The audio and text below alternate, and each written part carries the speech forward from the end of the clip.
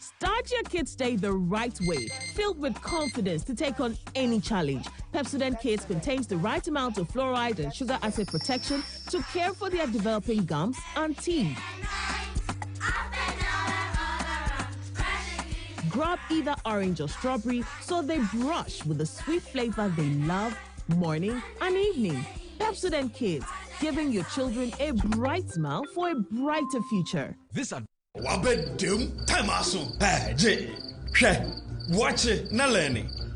Missy, watch and learn. Makwema besisia. Abozing. I can say no ya konati and the more drink woman. Hey, but I didn't mean. Oh, sorry. She knew her old days. Eddie, Dabio, baby womb. Ready? Hey, baby womb. Aji, I'll cause some discomfort.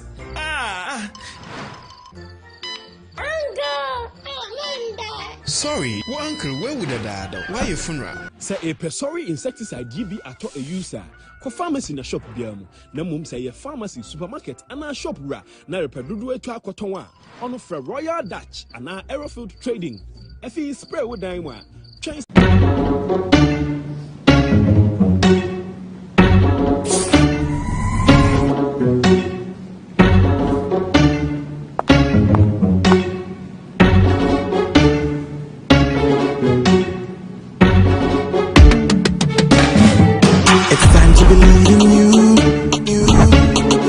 We are changing, so should you. If you're dreaming, don't be afraid. And in the valleys, keep your head up high. Dare to dream with Homa drinks. Yeah, believe it, you can achieve. Oh yeah, clap your hands for the whole new vibe. Make we start the blessing. Oh yeah, come alive. Let me hear you.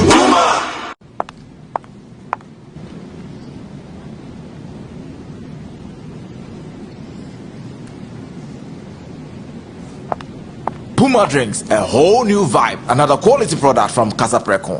This advert is FDA approved. Brush, brush, brush, brush, brush, brush, brush, brush your teeth. Brush, brush, brush, 2 times a day. Brush with Kel-Kit. Hello, my friends. My name is Kel-Kit's toothpaste. Wow. I was made to be gentle on your gum, but protected. I will protect your teeth from cavity, make your teeth whiter, stronger, keep your mouth fresh all day. And best of all, I'm strawberry flavored. So put on a smile and try me. That's amazing. Just try me. That's my job. If you say so, jump on my brush. Makes your teeth stronger, chicky chicky whiter, chicky chicky stronger. Yay! You did it! I'm glad you like your new toothpaste. Don't forget to brush both day and night. Kel-Kit's. Happy smile.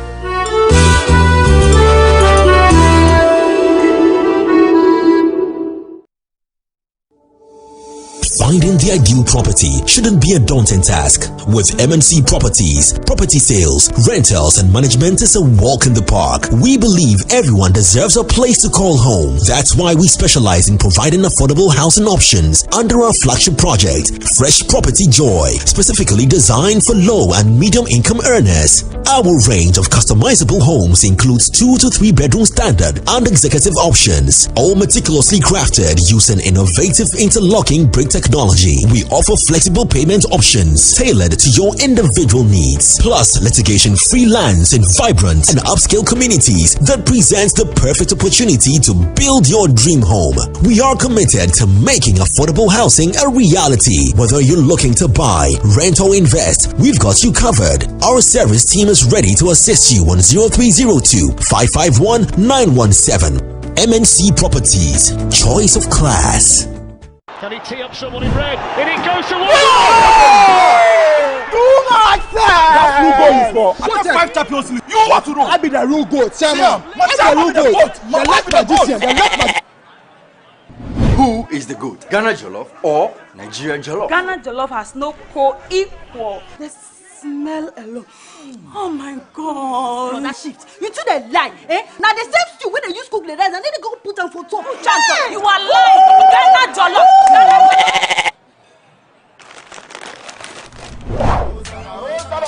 And you live here, forget everybody. Yeah. My guy. Put some respect on the goat. On the goat. The only goat I know lives in Tama. Every year, we give to you back. We are talking about PET. I want to hear the face. Except be the goat, huh? My guy, he be the goat. Though our choice of goats may differ in football, music, and jollof, Alomo Bitters always brings us together. Alomo, experience greatness in every moment. Drink responsibly. Not for sale to persons under 18, not recommended to pregnant women. This advert is FDA approved. March is Colorectal Cancer Awareness Month. Have you attained 45 years and older? Notice blood in your stool, a family history of cancer? Then don't wait to have a colonoscopy. Early detection of cancer and effective treatment save lives. There are weak points in the development and spread of cancers of the large bowel that we have control over to stop, to reduce the incidence and deaths from these cancers. Achieving this success depends on you and me. We are fully prepared. What about you? Visit Mintuba Hospital and Coloproctology Center today or call us. Mintuba Hospital, First Ghana Colorectal Center, in to serve a peculiar health need.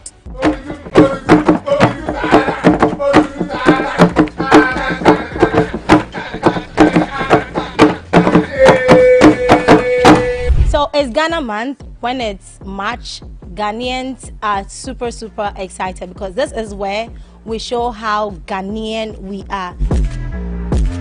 I am a graduate. It's not here you come and give me exams to write. I didn't come here to write. It's not exams. You should know what you're wearing. I'm wearing kente. Kente. So what does this one? What does it represent? Because me, I don't know. This one represents kinship, authority. How did you know? How did I know? I'm telling you, I don't asking me how did I know. These are the problems. Okay. People think that Gen Zs are not embracing our culture very well. Oh no. I feel like now we are actually doing it. And then come with drink and come share watch scrabber. And I'm balancing two cultures now. But you say me. You're still balancing though. Yeah, because my phone is still your there. Glasses. My glasses is still back there. then. Our forefathers were not wearing glasses. Who told you? True. Who told you? Because we're eating good food. No, it's not what I'm in the. I don't see why you are Ghanaian. You put Ghana flag on your name on your socials, and you can't speak just one local language. When we're in primary school, if you go and speak 3 days, we are speaking vernacular. Near Guao. Yes. For speaking 3. Yes. Then the English in there can bro. Yeah. Like. That kind of notion is what has carried generation. Imagine the number of generations that they've lost because of speaking tree in class.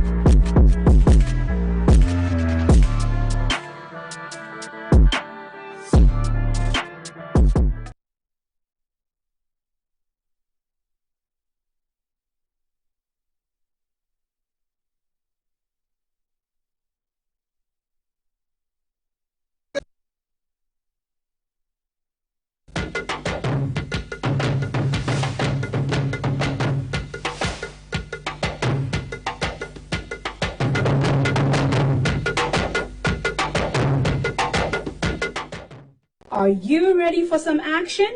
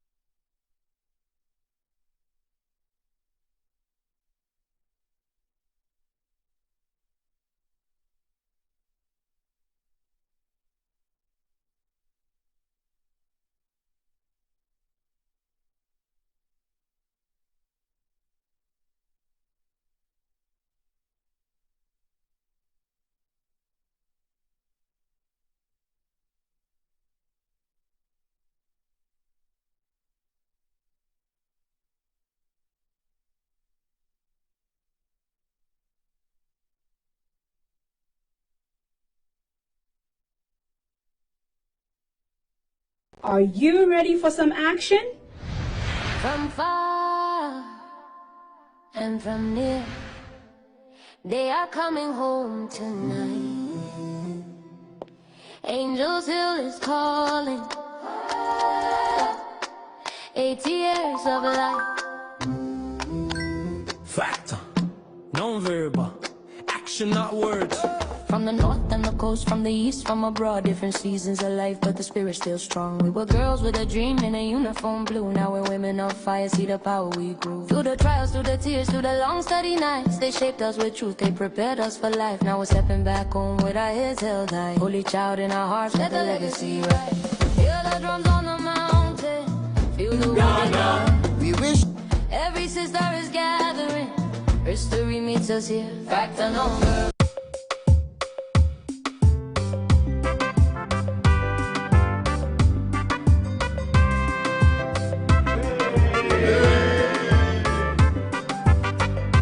This day will never be forgotten. The 6th of March 1957, when the Go-Go successfully get their independence officially. Ghana is the name. Ghana.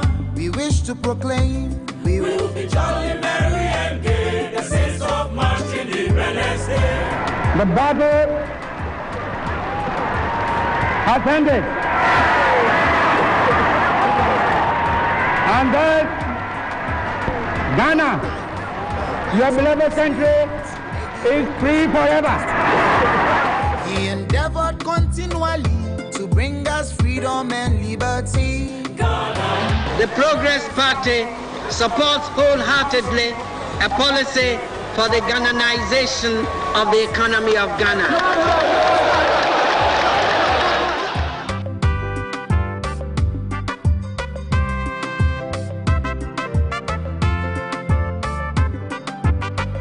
The national flag is a lovely scene with beautiful colors, red, gold, and green. The PNP says no to scarcity. The PNP says no to indignities. The PNP says no to humiliation. The PNP says no to all that has been negative in our national life over the last 30 years. We'll be jolly, merry and gay. The 6th of March, Independence Day. Ghana. Ghana is the name. Ghana. We wish to proclaim. We'll be jolly, merry and gay. The 6th of March, Independence Day.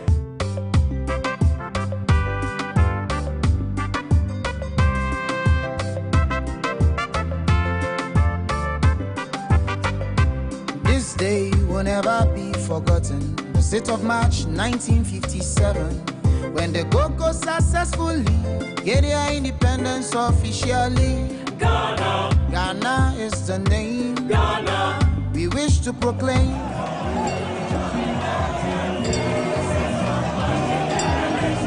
Wait a minute. When we win, I want the victory to be for every Ghanaian, no matter which party they are in. He endeavored continually to bring us freedom and liberty. Ghana.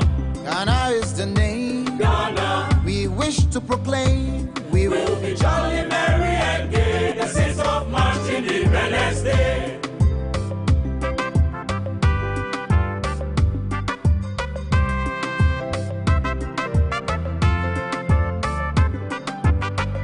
The national flag is a lovely scene with beautiful colors, red, gold, and green. With a black star in the center, representing the freedom of Africa.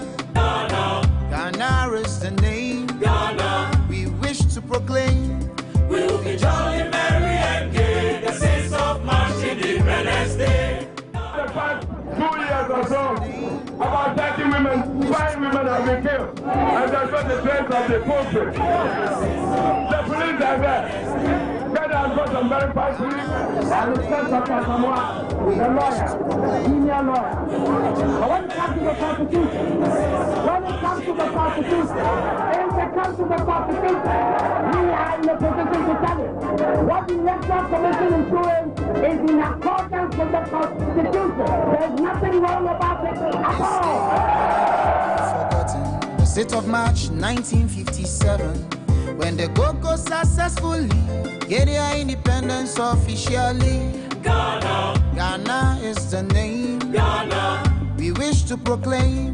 We will be jolly, merry, and gay. The 6th of March, Independence Day.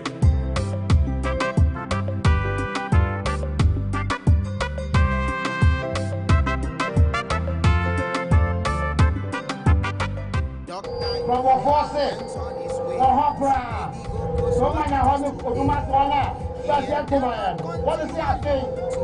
Yeah, but sister, no. Wakata no, Wakata no more. Wamachake me, Wamachake me, Wamachake me.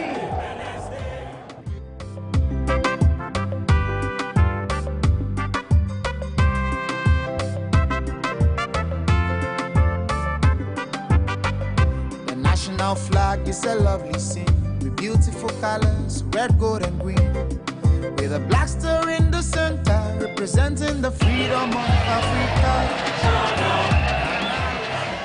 Let everybody get up early on Sunday and go and vote for a better Ghana, vote for a better man, vote for prosperity for all, and vote for equal opportunities for all. And let the people of Ghana reclaim Ghana. May God bless you all. Thank you.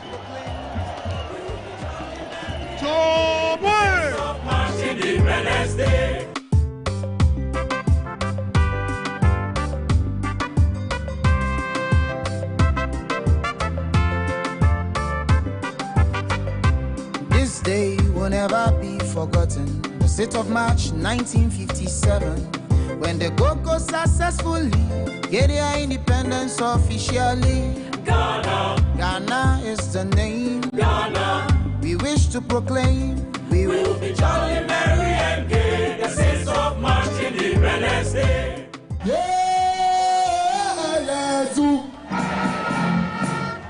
Atami to mama and this double.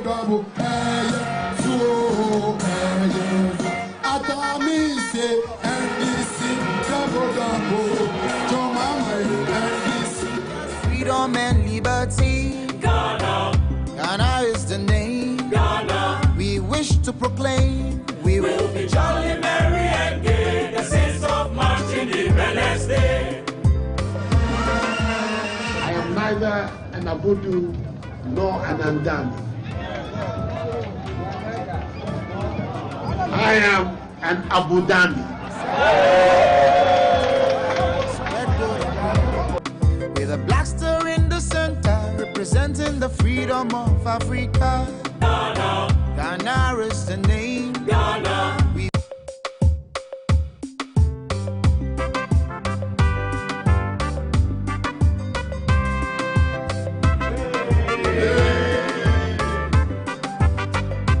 This day will never be forgotten. The 6th of March 1957, when the Go-Go successfully get their independence officially. Ghana is the name. Ghana, we wish to proclaim. We will be jolly, merry, and gay. The 6th of March, Independence Day.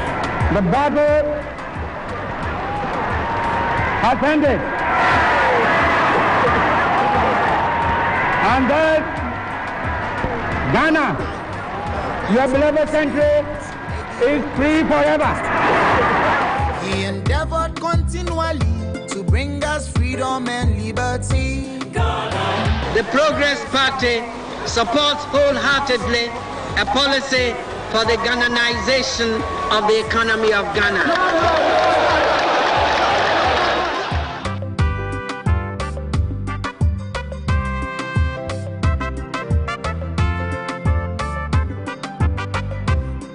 Our flag is a lovely scene with beautiful colors, red, gold, and green. The PNP says no to scarcity. The PNP says no to indignities. The PNP says no to humiliation. The PNP says no to all that has been negative in our national life over the last 30 years.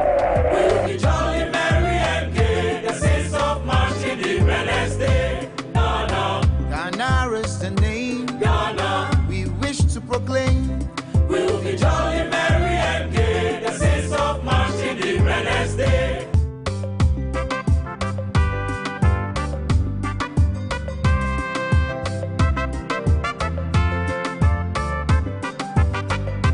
This day will never be forgotten. The 6th of March 1957, when the Go-Go successfully get their independence officially.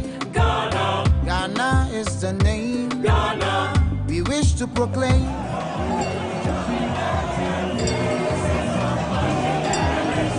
Wait a minute.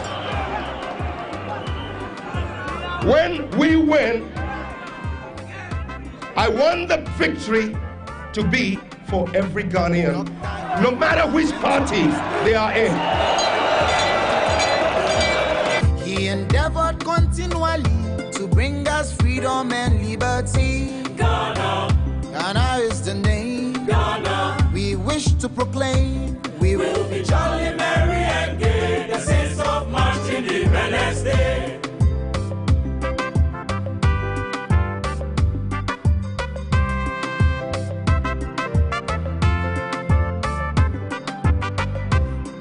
Our flag is a lovely scene with beautiful colors, red, gold, and green. With a black star in the center, representing the freedom of Africa. Ghana, Ghana is the name. Ghana, we wish to proclaim. We'll be jolly, merry and gay, the sense of March Independence Day. The past 2 years or so, about 30 women, 5 women have been killed, and that's not the place of the pulpit. The police are there. God has got some very fast police, and the first of Samoa, the lawyer, the senior lawyer. But when it comes to the Constitution, in the Constitution, we are in a position to tell it. What the Electoral Commission is doing is in accordance with the Constitution. There's nothing wrong about it at all. Forgotten.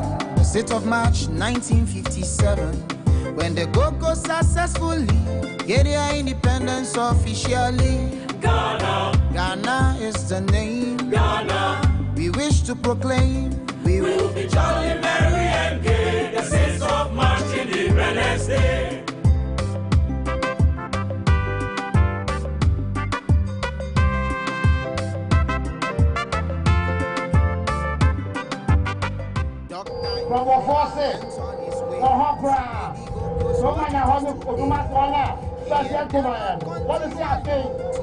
Yeah, but sister, no.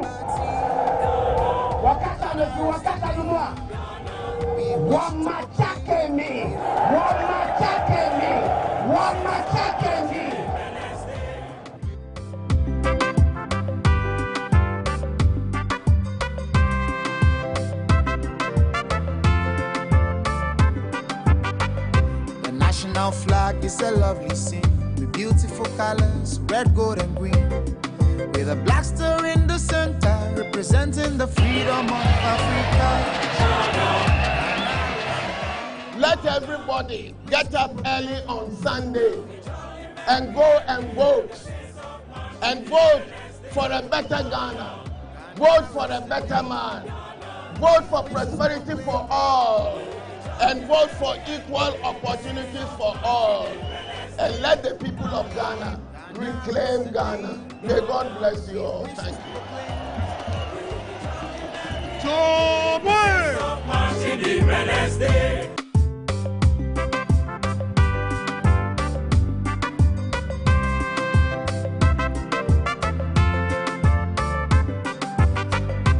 This day will never be forgotten. The 6th of March 1957, when the Go-Go successfully get their independence officially. Ghana, Ghana is the name. Ghana, we wish to proclaim. We will be jolly, merry and gay, the sense of March Independence Day. Yeah,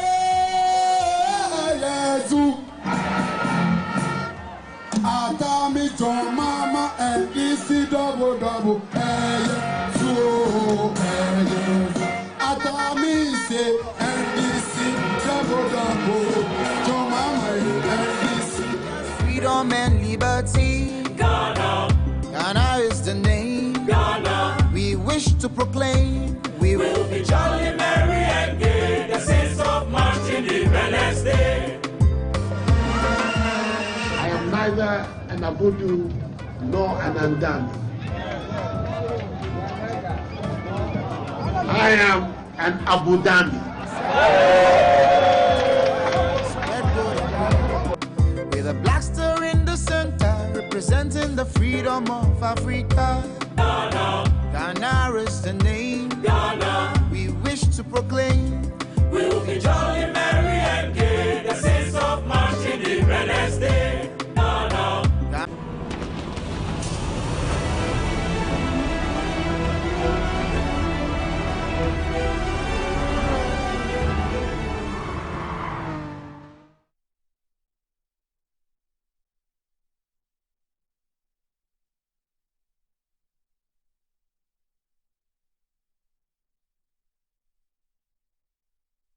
Ha ha ha ha ha ha ha ha. Good evening, viewers, and welcome to our show. And yes, okay, they want me to put something correct. Good evening, welcome to our show. Today, you can't miss the show. We're going back into history. It's Independence Day tomorrow in Ghana. It's 69, is it? 69 years of Ghana's independence. 69 years ago, Ghana became the first African country, sub-Sahara, to celebrate or to win independence from British colonial authority. Independence for Ghana was won not through the barrel of the gun, not through some of the things that we saw in Zimbabwe and in Kenya. In Kenya, there was almost civil war. They call it the Mau Mau uprising. In Zimbabwe, there was a brutal war between the two political parties, one of Joshua Nkomo, the opposition leader in those days, and Robert Mugabe, who was the presidential candidate for ZANU. When the resolution came about, the party now became ZANU-PF because they had some of Nkomo's people join the ZANU so that it will become a united government for Zimbabwe. So Ghana was very different. Ghana was through laws and agitations of laws. Tonight, we are segmenting the program into different segments. There's an interview component where I have spoken to a professor of medicine. But this professor of medicine spoke to me about Ghana tradition and Ghana culture and the history of what the Ghana situation had been. Tonight, for the first time, we'll be showing that interview recorded actually several months ago.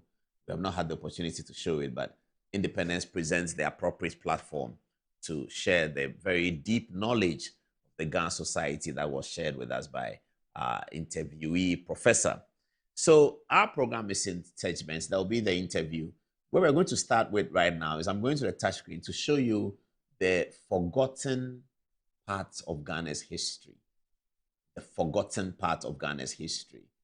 Maybe should we call it the forgotten people of Ghana's history or the forgotten parts of Ghana's history? Some of the people are quite well known in the narrative, but we have forgotten some of the substance of what they did or didn't do or how their circumstances played out in the now documented history of Ghana. Because we love history and because we are a politically biased program, we're going to stay with the politics, the history of politics, more than the general history of Ghana itself, which will include history of industry.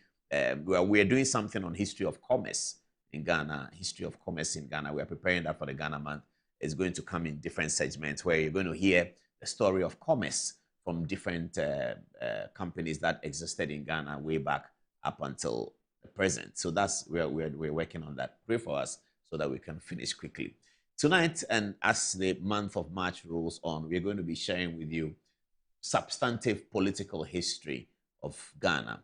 So I go to the touch screen now, and then we're going to start with this man.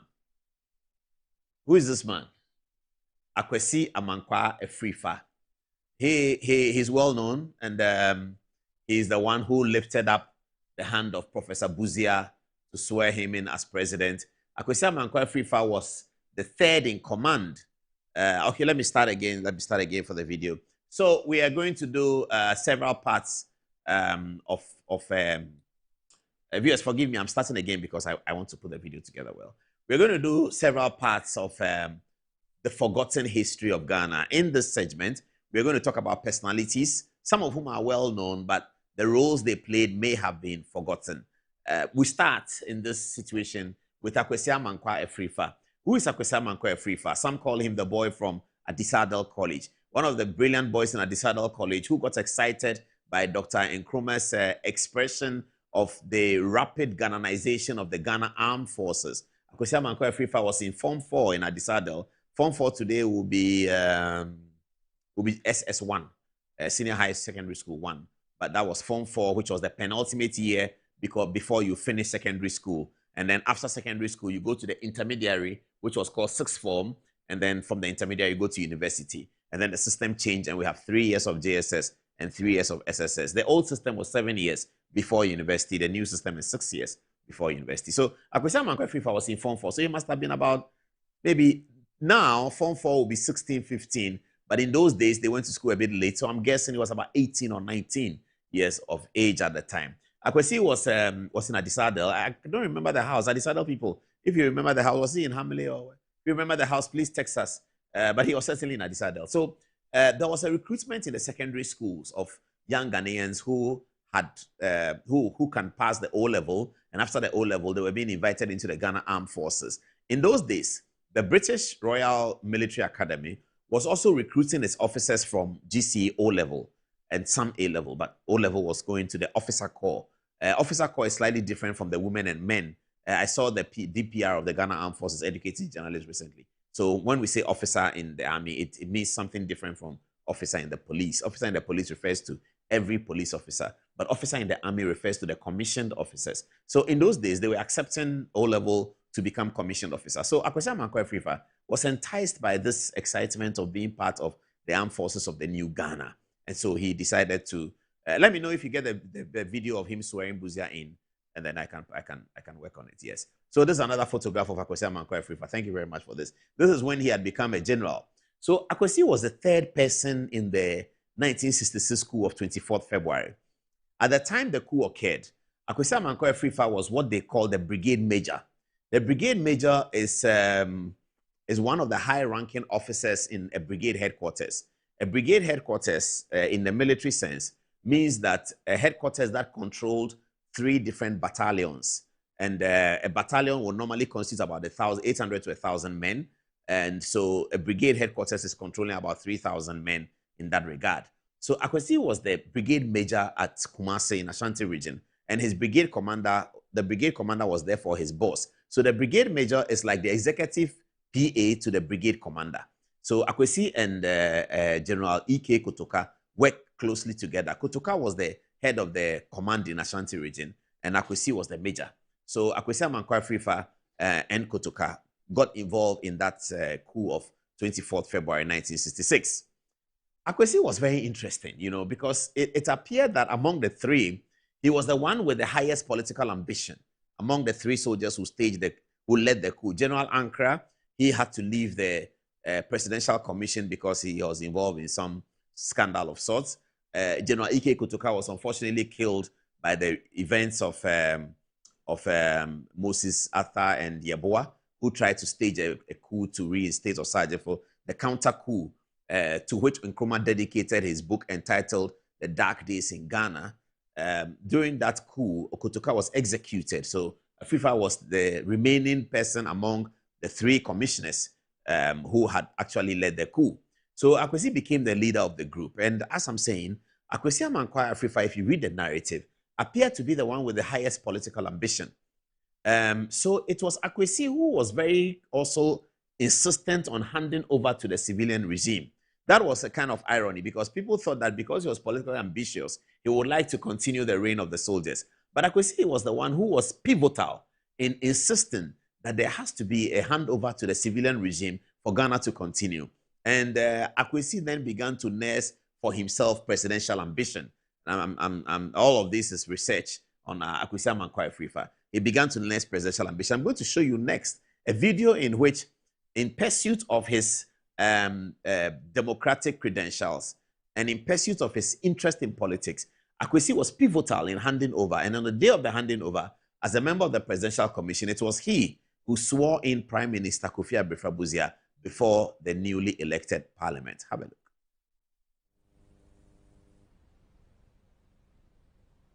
Do that.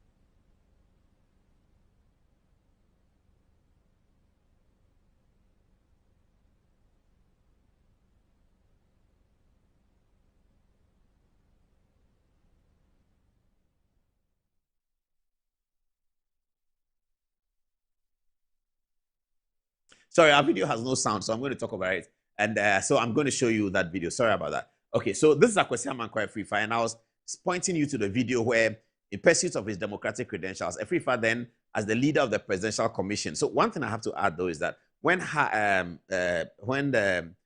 General Ankara and Kotoka left the commission, others were appointed. I believe it was Harley and Deku or so who were appointed, but we'll see it in the video. Here is the morning of the inauguration, the swearing in of Prime Minister Kofi Abrifra-Busia, who had just been elected in a British parliamentary-style democracy under the 1969 Constitution as Prime Minister.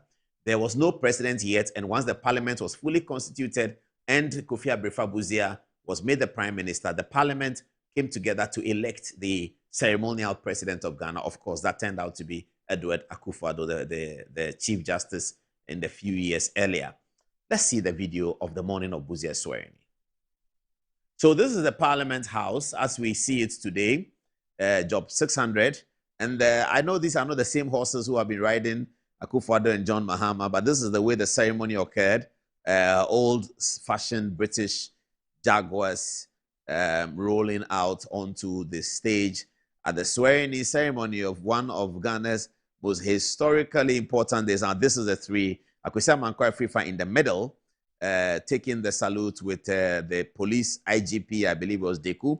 Here is the small guard of honor mounted on the morning of the event. Akwasi Amankwa Afrifa, the man that I'm focusing on today about Ghana stories, is the one who is inspecting the guard of honor. Akwasi, very tall. No, he was very short, actually. But they say he used to wear very high heel shoes.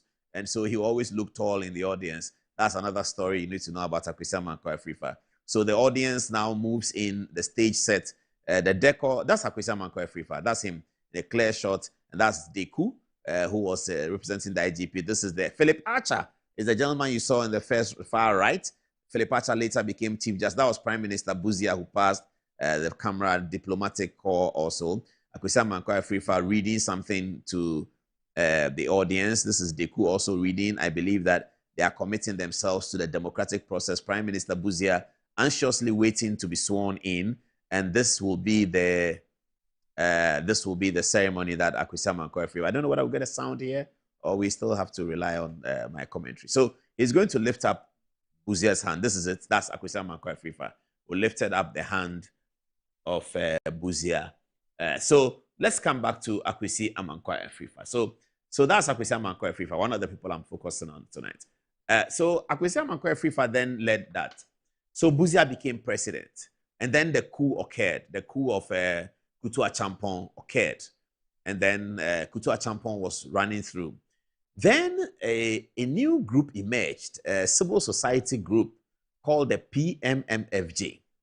Now, from all the accounts, Akwasi Amankwa Afrifa was very heavy behind PMMFJ. Very powerful, was very, very powerful person. In fact, I'll tell you a story. I don't have Nanado's permission, but I'll tell you. President Akufo-Addo told me this story. He said he had gone to court in Kumasi in the 70s. And he had, in fact, gone to court in the company of Sophia Akufu, the former Chief Justice. And Nanado was doing a case in Kumasi with Sophia Akufu, was working in his chambers. And he said that when he got to the court, a message had been left for him that Akwasi Amankwah Afrifa was looking for him. And Akwasi Amankwah Afrifa lived on his farm in the place called Krobo in the Ashanti region, not far from Kumasi. Akwasi lived there in the Mampong area. And so the Nanado was told that Akwasi wanted to see him. So he said to me that he drove together with Sophia Akufu and went to see Akwasi. And Akwasi was concerned about what was happening in the country. This was 1976 or 77. Now, what was happening in the country concerning the way the government was running affairs and how there was no protest and the government had shut everybody up and they couldn't protest. And Akwasi was concerned about that. So Nanado said he listened to him, and Akwasi asked him that, what are you young men going to do?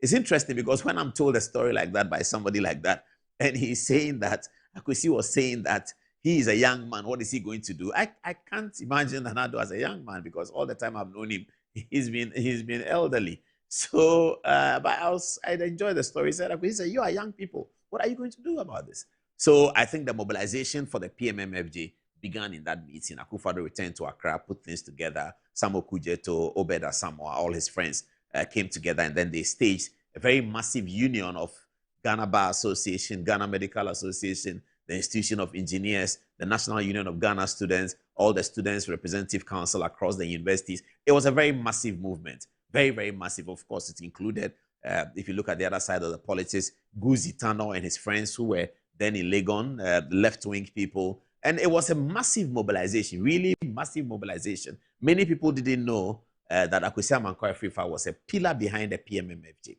What then happened later on? So PMMFJ was successful. They were able to bring the Achampong government to his knees. The referendum was shut down. The union government failed. And these were the objectives, fundamental objectives of the PMMFJ, People's Movement for Freedom and Justice. That's what it was called. These were the fundamental objectives of the PMMFJ. So Akwasi was very much behind it. And then came the elections of 1979. Now, the objective of the PMMFJ was to get elections in 1979. So then came the elections of 1979. And then guess what happened? This is the first time that Akwasi Amankwah Afrifa expresses his intention to become a leader in Ghana, in politics. So people thought that he wanted to be president. It was always in the works that Akwasi one day wants to be president. But anyway, Akwasi had become a successful poultry farmer. He was living in the Mampong area in Ashanti. And so he put himself up to run for president. Now, he ran for president on the ticket, to run for parliament, sorry. He ran for parliament on the ticket of the United National Convention. It was a very interesting mix because Akwasi was an avowed Ashanti. And therefore, you would assume that the NLM spirits sort of ran through him. He was an anti-Nkrumahist, and you would assume, therefore, that he imbibed the NLM kind of philosophy. But Akwasi was on the side of the UNC. It was very discomforting for many of the key figures in Ashanti, especially people like Victor Owusu, who had known Akwasi very well. They were all very concerned that why is Akwasi going the other way? But Akwasi Amankwah Afrifa remained with the UNC, and he was the only winning parliamentary candidate of the UNC in Ashanti. The PFP, the Popular Front Party of Victor Owusu and Apia Minkan and Owusu Efiri Akoto, Baforce Akoto, John Ajekun Kufuor, all of these key Ashanti figures were part of the People's Popular Front Party of Victor Owusu. And the Popular Front Party swept every single seat in Ashanti. Not some, every, except the one in Mampong, which was won by Akwasi Amankwah Afrifa for the United National Convention. It was a very interesting mix. The only seat that the PFP lost in Ashanti was won by Akwasi Amankwah Afrifa. So Afrifa became elected member of parliament. And the parliamentary elections occurred after the June 4th. So the coup occurred on June 4th. The parliamentary elections occurred, I believe, June 12th. The executions began on June 18th. So when the executions began, nobody thought that Akwasi Amankwah Afrifa would be a target for the executions, because the executions was mainly about people who had, as they said, been corrupt in the Achampong era, which was 1972 to 1979. So no one thought that Akwasi Amankwah Afrifa would be picked up and killed alongside the leaders of the Achampong coup. But that happened. What is the story behind that? Well, there's a story that you have to check at the Truth and Reconciliation Commission. When Lieutenant Ba Chamfor came to the Truth and Reconciliation Commission, I have the video, maybe we'll find it and put it in. He told the Truth and Reconciliation Commission that Afrifa had been killed because somebody wanted Afrifa killed. Somebody wanted Afrifa killed. In his last interview before he died, Flight Lieutenant Rawlins told Kweku Sechiado that a certain general who was alive at the time Rawlins was speaking, who was alive, is the one who wanted Afrifa died, Afrifa killed. Because the question has always been there. For those of you who are young, you may not be able to relate it to it well. But everyone who has read Ghana's political history has always asked that question, that why was Afrifa added to the executions of 79? The answer has never come. That is why Kweku Sechiado, the very seasoned journalist, asked Flight Lieutenant Rawlins in his final, this is the last interview Rawlins granted before he died. And Kweku Sechiado asked him that, can I ask you, why was Afrifa executed? Because that's a burning question everybody was looking for.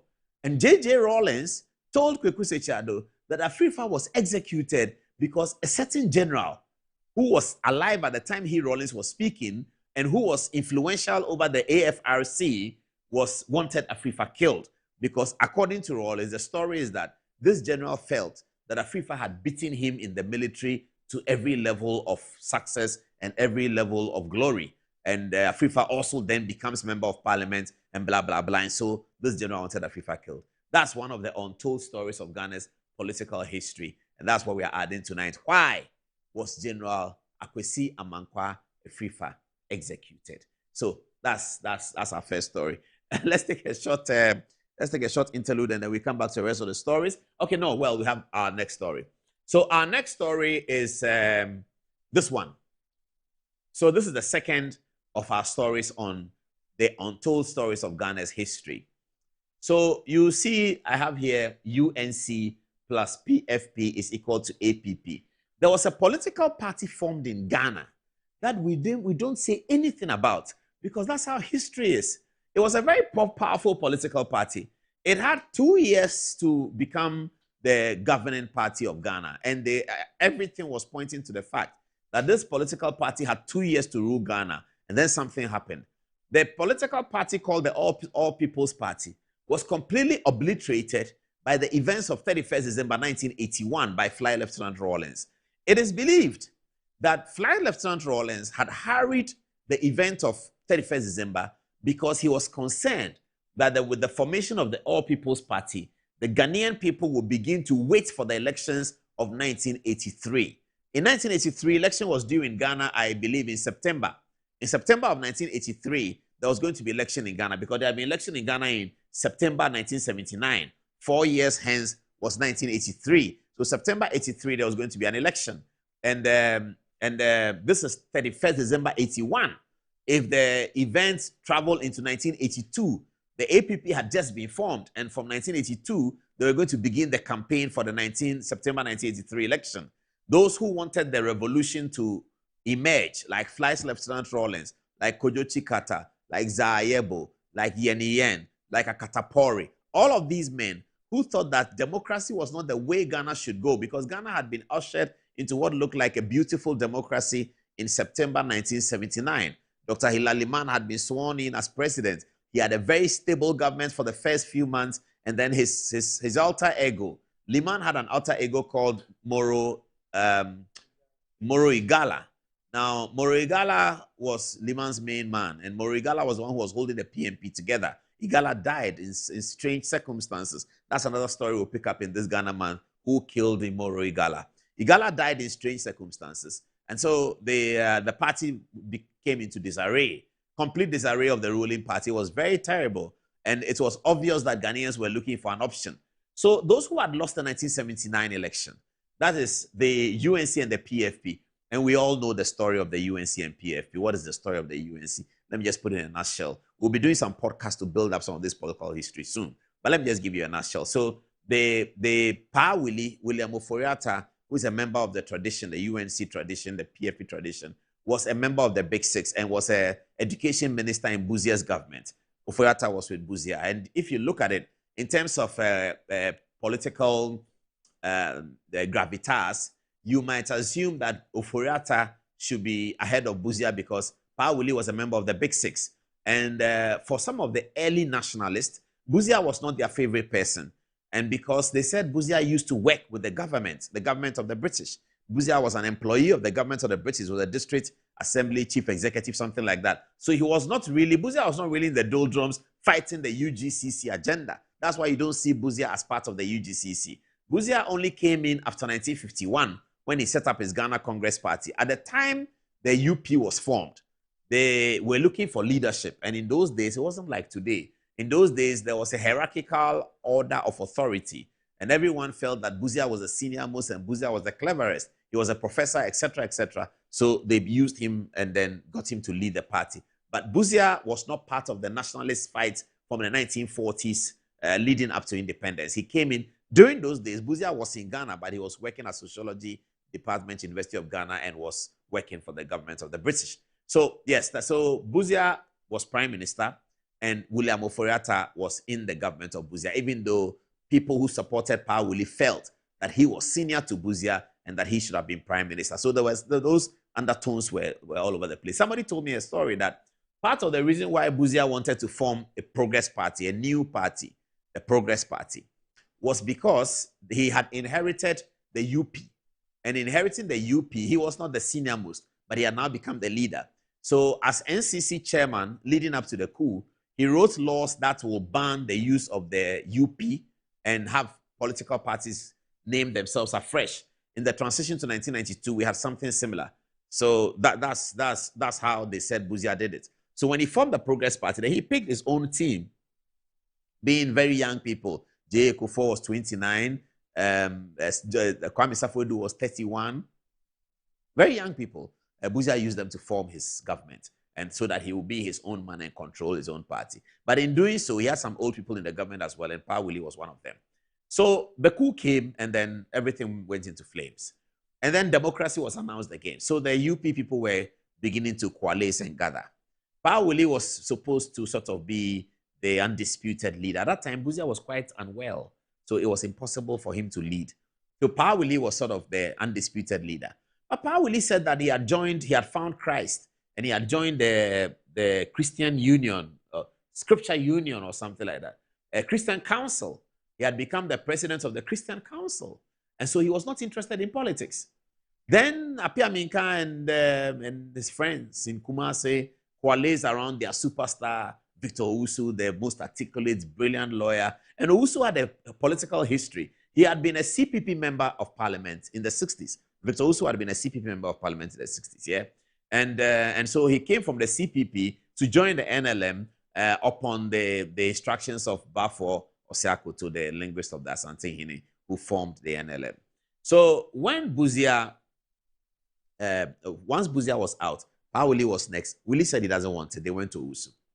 The story is told that somebody, and we'll be asking that question, somebody went to Adade, somebody went to Pa Wuli and told him that, Uncle Willie, what's wrong with you?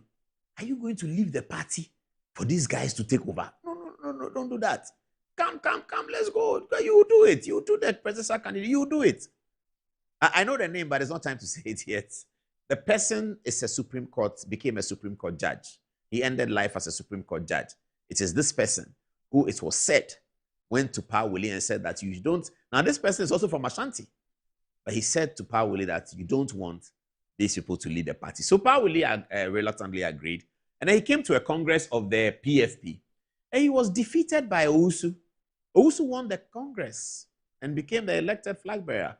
And then it was said that Owusu was a hardliner.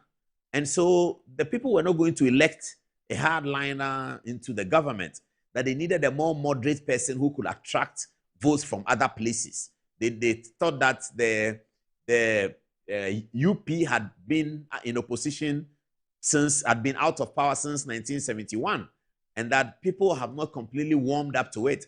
So, and Ghana had become broader. They needed a candidate who will appeal to many sectors, many demographics, rather than this hardline Victor Owusu candidate. So there was a thinking like that. Now, that thinking was opposed by people like Jacob Echebe Lamte, who believed in Victor Owusu. John Ajekum Kufuor, he believed in Victor Owusu. J.H. Owusu Achampong, he believed in Victor Owusu. Wayose, the former NDC chairman, Kwabena J, he believed in Victor Usu. Kwabena J was Victor Usu's candidate in Biakoye for the election. So Kwabena J, the former NDC majority leader and chairman, was a PFP candidate in 1979. Okay. So then they went to form the UNC, the United National Convention. So if you look at the objectives of the United National Convention, it was all about broad-based, let's attract more people, let's get different tribes. So they say broad-based, the best convention, a clean, UNC all the way. Pa William Echo, that was their song. Broad-based, the best, blah, blah, blah. One day I'll show you the video. I've showed it before. So the UNC and the PFP both went to the elections and they were defeated by Liman. It was widely said that if the two traditions had come together, they would have won the elections. It is not borne out by the mathematical record of the vote. If you look at the mathematical record of the vote, if you add UNC to PFP, they actually don't beat Liman. Liman still beats them. But Liman is still short of the 10%, the 50% plus one to be the president elected in the first round. So a second round election is held between the PFP and Liman's party. In that election, it was expected that the UNC supporters would vote for the PFP, but they didn't. And Liman became the president. When the Imo Igala died and the distortion started working against the government, then they came together. The UNC and the PFP came together. Pawuli of the UNC became the chairman of the Council of States in the government, though. So they came together and they formed a party called All People's Party. Now, the name was chosen. All People's Party was chosen because they were trying to get into the middle of the UNC argument. And UNC said, let us go broad base. Let us expand it for everybody to come in. That's what we need to do. So the party's name was All People's Party. Now, people talk about Dr. Bawumia having been elected as an early Congress. This one was the earliest Congress that ever occurred in the history. In 1981, when the All People's Party was formed, they decided that because of the experience of 79, there should be no Congress. Victor Owusu is the, let me have the photographs now. Victor Owusu is the presidential candidate, and Alhaji Mahama Idrisu will be the vice presidential candidate, and Dr. Obed Asamoah was going to be the general secretary of the party. So this is Victor Owusu, very handsome, dashing young man, spoke a lot of good English and was very articulate. This is Alhaji Mahama Idrisu, who is thankfully still with us, the husband of Betty Mold Idrisu. Alhaji Mahama Idrisu was the running mate of the All People's Party, and he had also been in 79 the running mate of the UNC. So the UNC was led by William Oforiatta, and his running mate was Alhaji Mahama Idrisu. And later on, when they formed the APP, Alhaji Idrisu became the running mate of Victor Owusu. So the APP took the presidential candidate from PFP and running mates from UNC. And then they also took a general secretary from the UNC, and that is Dr. Obed Asamoah, who is still happily with us. He turned 90 years old not many days ago. Happy birthday to him. So that's the story of the APP. The APP was going to win the election. And they had Dr. Agama for me. I'll come to that. I think Agama was a member of the APP as well. This is Dr. G.K. Agama, who became the governor of the central bank. He was a member of parliament for the NAL in 1969. And he became, I believe, a member of the APP as well. So APP is formed in 1981. Everybody sees that the APP is going to win the 1983 election. And APP is poised to win the election. They have a presidential candidate, they have a running mate, and they were going in to become the government of Ghana. Fly Lieutenant Rawlings and his men on the eve of New Year's Day, January 1982, took up arms and overthrew the government of Liman. They stayed for 10 years. And after them, let's have the photograph of the three again. After them, the history of the APP is completely obliterated because many actors in the APP found themselves with Rawlings and built a new history for themselves. One of them is Alhaji Mahama Idrisu, who became defense minister for Rawlings and since then has built a history for himself. And then the other one is Dr. Obed Asamoah, who became a member of the revolution and the coup and became foreign minister for the longest time, and later on held the portfolio of Attorney General simultaneously with the portfolio of Foreign Minister. It doesn't appear that in this Fourth Republic, any other person will have that pleasure and opportunity of having to be in one moment as Attorney General and also Foreign Minister. Only Dr. Obed Asamoah held that position for several years under the NDC number 1 and 2. So Obed has also generated his own history. As a result of that, The real history of the APP is being obliterated. It's gone out of our history. The real loser of the APP history dying is Victor Usu, because he didn't have an opportunity to build a new life and a new history for himself. That's part of the forgotten history of Ghana. Let's take a break. When we come back, we'll build into one or two more stories, and then yes. Oh yeah, one more. Thank you very much for the reminder. Another group of forgotten people of the forgotten history of Ghana. We all remember the 31st December Revolution, which was launched by Flight Lieutenant Rawlins. We just gave you the history of the APP, showing that the 31st December obliterated the APP. But there were some men who were pivotal to the conceptualization, the thinking, the philosophy, and the destiny of the PNDC, who have now been completely forgotten. Who are they? Let's start with them. Yes. I don't even have the photograph of some of them. But viewers, I'm going to tell you over the next few minutes about these men who were pivotal to the success of the PNDC, who were pivotal to the thinking of the PNDC, and who, for some reason, perhaps for some indiscretion or for some misunderstanding of circumstances, were completely obliterated from the history of Ghana. I begin with Sergeant Aloga Akatapori. Sergeant Aloga Akatapori was one of the soldiers who helped the PNDC coup to succeed. He worked in Arakan in 5BN, and Aloga was, at that time, he was a sergeant, a non-commissioned officer, but he was a university graduate. I believe that Aloga will be the first Ghanaian soldier to have graduated from the University of Cape Coast. Aloga, the officer corps did not have many graduates at the time in 1982, 83, but Aloga was a graduate. So Aloga was a philosophical thinker. He was a rabid left-winger, and he believed in left-wing politics. He was a Marxist, and he was one of those who fraternized with Flight Lieutenant Rawlins in the days leading to the coup, the discussions of the coup, and the final execution. Aloga also has some followers. One of them was Yen Yen, as they called him. Yen Yen was a mobilizer. He believed in mobilizing people and getting the PDC set up. So he and the next one I talk about, Zarayebo, not Yeboah, Zarayebo. Zarayebo, they sort of set up the PDCs and all of that. How did they get obliterated from history? In 1983, PNDC government was very, very broke. And so they decided to find money. And they went to Russia to look for money. You know, because these gentlemen were leftists and Marxists, they were engaging with Russia and assuring Russia that they were part of those who are taking over the government in Ghana, and the government was a socialist, communist one. It was ready to roll. So names like Fidel Castro and all of that became important. So now they went to Russia to look for money, and they didn't get it. Russia could not give them the money they needed. They got something from Colonel Gaddafi, some petrol and all of that, so that there would not be petrol queues in Ghana, etc., etc. But the real cash for development, to fix the roads, to fix the telecom infrastructure, why did they need money? They needed money because, having staged the coup, international sanctions had been placed on Ghana. And so we could not borrow. We could not get aid. We could not get money from Britain. We can't get money from America. But the military junta will not tell the people the truth. They just mobilize the people into giving them a we feeling of, we are Ghanaians and we have taken over our destiny. But the economic sanctions was biting hard. And the people were going to feel it at some point. So they went to their allies in the USSR, as they used to call it, that they should give them money. USSR did not give them money. They came back to Ghana. And that was the beginning of the elevation of the right-wing voices within the PNDC.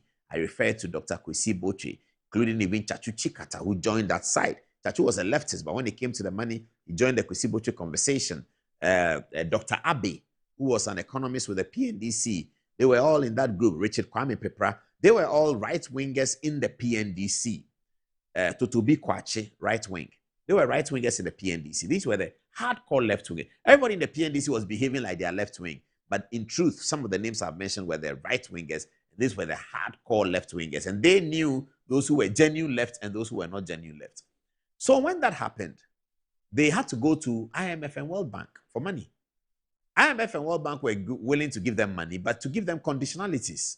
One of the conditionalities was that the policies that your government will churn out will be right-wing policies.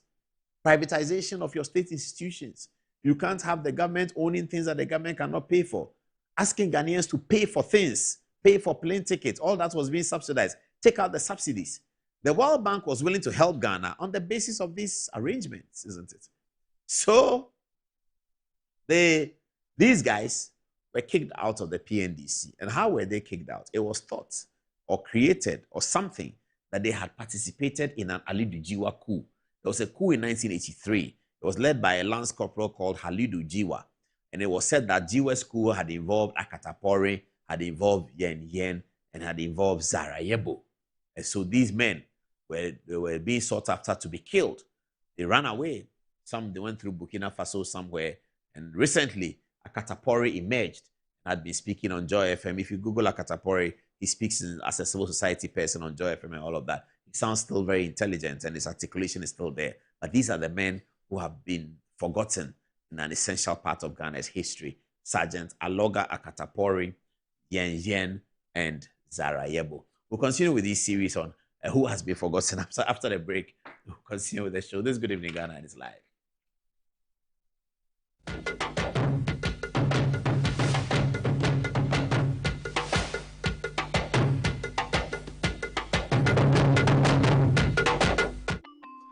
Start your kids' day the right way, filled with confidence to take on any challenge. Pepsodent Kids contains the right amount of fluoride and sugar acid protection to care for their developing gums and teeth. Grab either orange or strawberry so they brush with the sweet flavor they love morning and evening. Pepsodent Kids, giving your children a bright smile for a brighter future.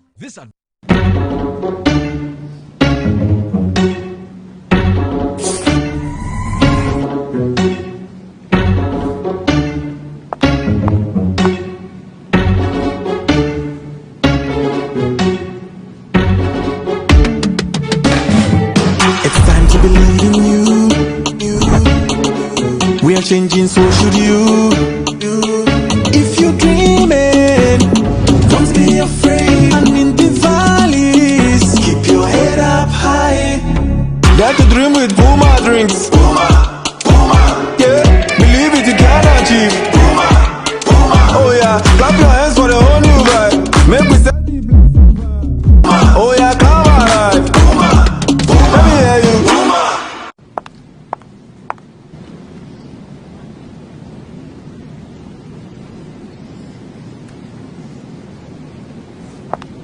Puma drinks, a whole new vibe. Another quality product from Casa Precon.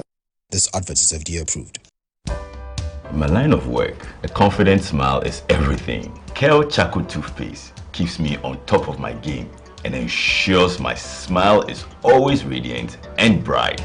With the tiring nature of my job, we spend several hours under the scorching sun. To keep our teeth white and our breath fresh all the time, we use none other than Kel Charcoal toothpaste. Kel Charcoal toothpaste. You're on a Kessie and in a kit one. Samayo Kendini, who be here, Semetra Sapapadia to a mammy mouthful. Kel Charcoal's natural ingredients, and a bomb is so buying, a man is swing, and a sansu mama hotel so a will beg you. Kel Charcoal toothpaste.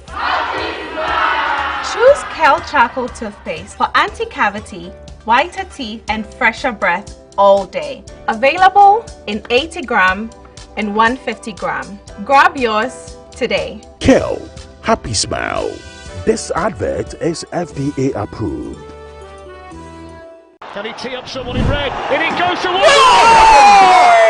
Too much, sir! That's who goal is for. What After 5 Champions League, You want to know? I be the real goat. Chairman. I'm I'm the real goat. The left magician. The left magician. Who is the goat? Ghana Jollof or Nigerian Jollof? Ghana Jollof has no co-equal. The smell alone. Oh my God. No, that shift. You two they lie, eh? Now the same stew when they use cook the rice and then they go put them for top. Hey! You are lying. Ghana Jollof.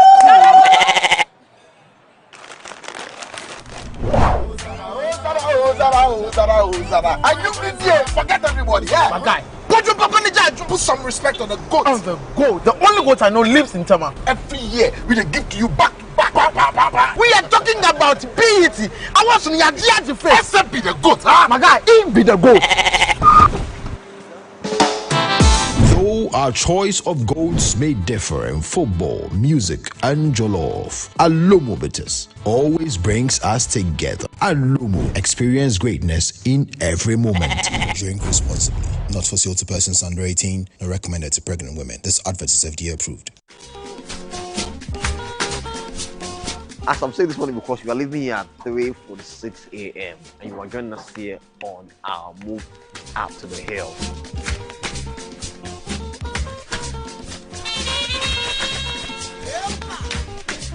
Someone already setting up the base for palm wine as early as 5 a.m. in the morning.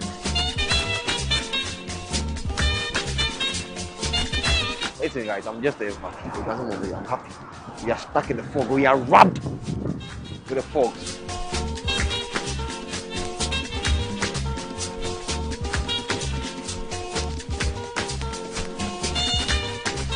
Can I sit on this chair? Yeah, some of the chairs, men don't or women don't. Before you know, I may end up losing it. If I sit on this and something get missing, you replace it to. Oh my goodness, this is like a lazy man's chair. Very comfortable too.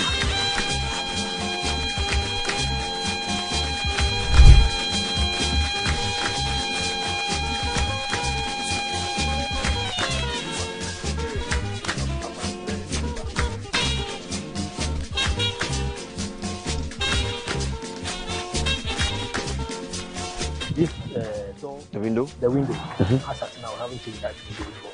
Since 1835. Yeah, we don't even know where we are going, but we are trying to find our own way. So we just hope we don't get missing. Yeah, you can hear my producer telling me that we should be careful when we might end up seeing a lion. How? How do you see a lion around here?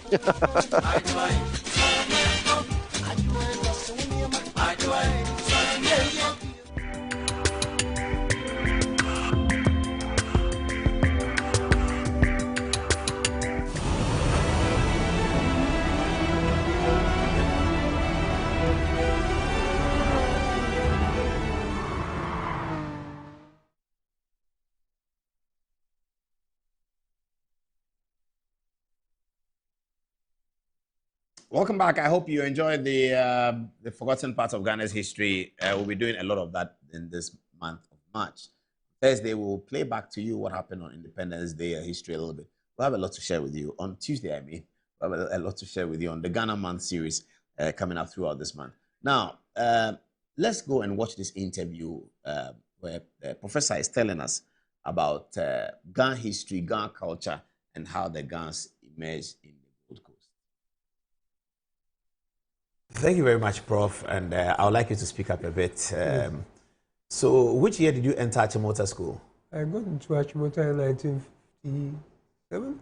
The year of independence? Yes, in fact, 56, and then we had the independence in 57. Oh, you were in Achimota when Ghana became independent? Absolutely. How was the mood?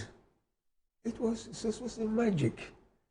Really, for us, it's something we couldn't imagine what form it was going to take. And I remember when the independence, we were allowed to come back into town. And we all went around to the stadium, we went to the Independence Park, whatever you call it now. As Achimota students? We were given exit. Exit, okay. So we were all out in town. And I remember very well fireworks and so on. It was quite new to us, but we didn't know what was going to follow that. But that was it. You didn't understand at that time governance and knew that Ghana was forming its own government? Oh, that we understood. That we were going to. But what does it mean? Polo ground, yes, we were there. That's where we used to go to normally the Empire Days and so on. But this was something different. I was able to see Parliament House area to the polo ground then. And then we went to the arch where the fireworks and so on were there. And then went back to school. And that was it. Did any of the ministers have children in Achimota at the time? At that time, yes, we had. In fact, of course, the Homa himself was an Achimota. And then Islanders and so on were there. Okay. And a few others. The Furiates, yeah, they were the opposite camp. Yes. But they were the Jones, Achimota they too. were the Achimota. Jones Furiates was there at the time I was there. Okay. And a few of them, maybe that I could remember. Which house were you in Achimota? I was in Agri House. So in 57 you were in Agri House? I was in Agri House. And I stayed in Agri House till I left as a house prefect too. Oh, I see. Congratulations. So, So when you left Achimota, where did you go? After Achimota, because of the entrance to the university, the dates varying about a few months after we completed ours. In fact, our year, 1960, was cut short by another 6 months. Normally, the exams will come in the end of the year. But at our time, they decided to finish it in June. So we were a few months short of full completion. And then we changed the academic year when it started, so that to coincide more with the entrance to university. So we had about a year or less for completion of sixth form to the time of entrance into the university. And that was where I worked for a short time at the PNT. Oh, what is Ghana Post? Ghana Post, yes. Oh, at that time, they had a training school in when you go on Achimota Road, PNT. They said I was sent there as an executive officer. I see. As a sixth former. What subjects did you take in sixth form? I took science. So the three subjects were biology, physics, chemistry, and botany. Botany? Botany, yes. Or you studied botany in those days? That's okay. For sixth form. That's what we did. Where then did you study your medicine? After that, actually, I was about to join the group in Lagos. I went and registered, but in return home, I was told I'd be offered a scholarship to Israel. Israel? To Israel. That's the first time they were taking Ghanaians in there. They had started a program for developing nations. And the second year was when I got there. That they selected some Ghanaians to go and join the year school in the Hadassah Medical School. So I said, well, if you give me a new chance, I might take it up. Go and fight to the Holy Land, I thought. And to me, what will happen to me, I don't know. So I came back home, filled my forms, and by November of that year, 1963. 63? We left. When you left? We left. Nkrumah was still president in 63? He was still the president. At that time, he had his Ben-Gurion as his friend. And they were very close. Yes. I think it was on that basis that the scholarship was offered to four of us. That we went there. Both, all of you into medicine? Medicine, yes. Okay. And the idea was that we would go there, train, and come back and join the new medical school staff. To teach? To teach. I see. So four of us went. Do you remember your flight path in 1963 from Accra to Israel? Very much so. Where did you fly to? We went to Rome. Rome, that must be an Italian airline. But American airline. It was an American airline. From Accra? Accra. To Rome? Rome. Okay. And then from there, we went on to Tel Aviv? Tel Aviv. Okay. Where was the school? In Tel Aviv? No, the school was in Jerusalem. Oh, I see. That was the Hadassah Medical School, which was a prime university for Israel at that time. And the medical school was there. So, well, for me, going to Jerusalem was something, is it biblical? Well, yeah. Because it was a new experience for me. And Jerusalem was very important. Extremely. Yeah. At that time. So, of course, I thought, well, let's go and look at what the Bible says. And try and familiarize ourselves with the things we read about. So I was feeling excited about it. How many years were you in Israel then? For 6 years. Oh, throughout the medical school. Did you ever come home for holidays? Yes, we did. Oh, they allowed you to? No, they had a system whereby every 2 years we could come home and visit for about 6 weeks. Oh, that was nice. It was a very good idea. That was really nice. Yes. And I came home and joined my colleagues who were then in the medical school in Kolebu for a few months to familiarize myself with the conditions. So before I completed, I was already familiar with my colleagues whom I have left here. Anyway. I see. Let's talk about the Ghana state, and this is why we wanted you to come in. So you are now 83 years old? Yes, I am. Oh, congratulations. That's right. So let's talk about the Ghana state. Something struck me when I was there. Biblically, Jews never had kings until King Solomon came on the scene. In David or was it Solomon? Solomon Okay, and then David. Saul must have been Saul, the first. Saul, that's right. Saul, then David, and Yeah. Solomon. Yeah.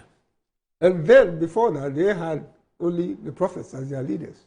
Yes, the priests. The priests. They called them the prophets. And I thought to myself, well, we have a peculiar situation here in Ghana where I learned that we didn't have kings. That's a Ghana state. The Ghana state. We didn't have kings. But mainly their leaders were then the Wulomon. Yes. Who are sort of, I thought, well, they're the same position as our prophets. They represent the deity. That's right. Yeah. Deity. And they decided on everything. And the names that they got they were the representatives of God, and at the same time, the leaders that we had here. Their dressing and everything was similar, in the sense that they wore this so-called hats or crowns, if you call it that way. And they felt, so there must be something peculiar between us and the Jews in that thing. And I realized also that who were the kings where we had? Gans, we go to Nitageta, you had the first and so on. But they were more for administration for the colonialists, probably, I thought. So naturally, we were also used to the same system of governorship. And I got more interested in their practice. And of course, when I talk about this, I'm talking about Ghana Dangbase. That's it. The celebrations that they had and so on were similar to ours. And then traditionally, all males had to be circumcised in 1 week after birth. That's the 8th day. What more do we do? So I felt, well, let's see what their religious practices and festivals will be like. And that's where something struck me. If they were not having kings before, and they started, and we didn't have before, and the same thing, the Jew will be somebody who had been circumcised. It had to be. Where do we draw our relationship? And that led me to really look about what we celebrate in our country here. Ghana Dangbase and the famous Homa. I thought we had given the Homa a different name or interpretation. Because it was something different I saw there. In the Bible we know that we have the Passover. And the Passover, I was invited to my first experience. To a Jewish Passover celebration. Jewish family. And before that, there had been this practice of what do you call unleavened bread, eating for weeks, almost a month, before the Passover. And then all Jews had to go home to join their family for celebration. Of course, it was the same time that Jesus was picked up. And they also had the same thing. They had a Passover night where they spent their meal. So if they were eating this period, about 2-3 weeks, of unleavened bread, and then the night of their festival, they would have, or as was prescribed, you kill a lamb, you use the blood to mark your door. Because when the Passover, when the angels came over, where the doors were marked with the blood, they spared the children their home. And they said, look, it is similar to what I'm used to. Back home, we have this festival as Homa.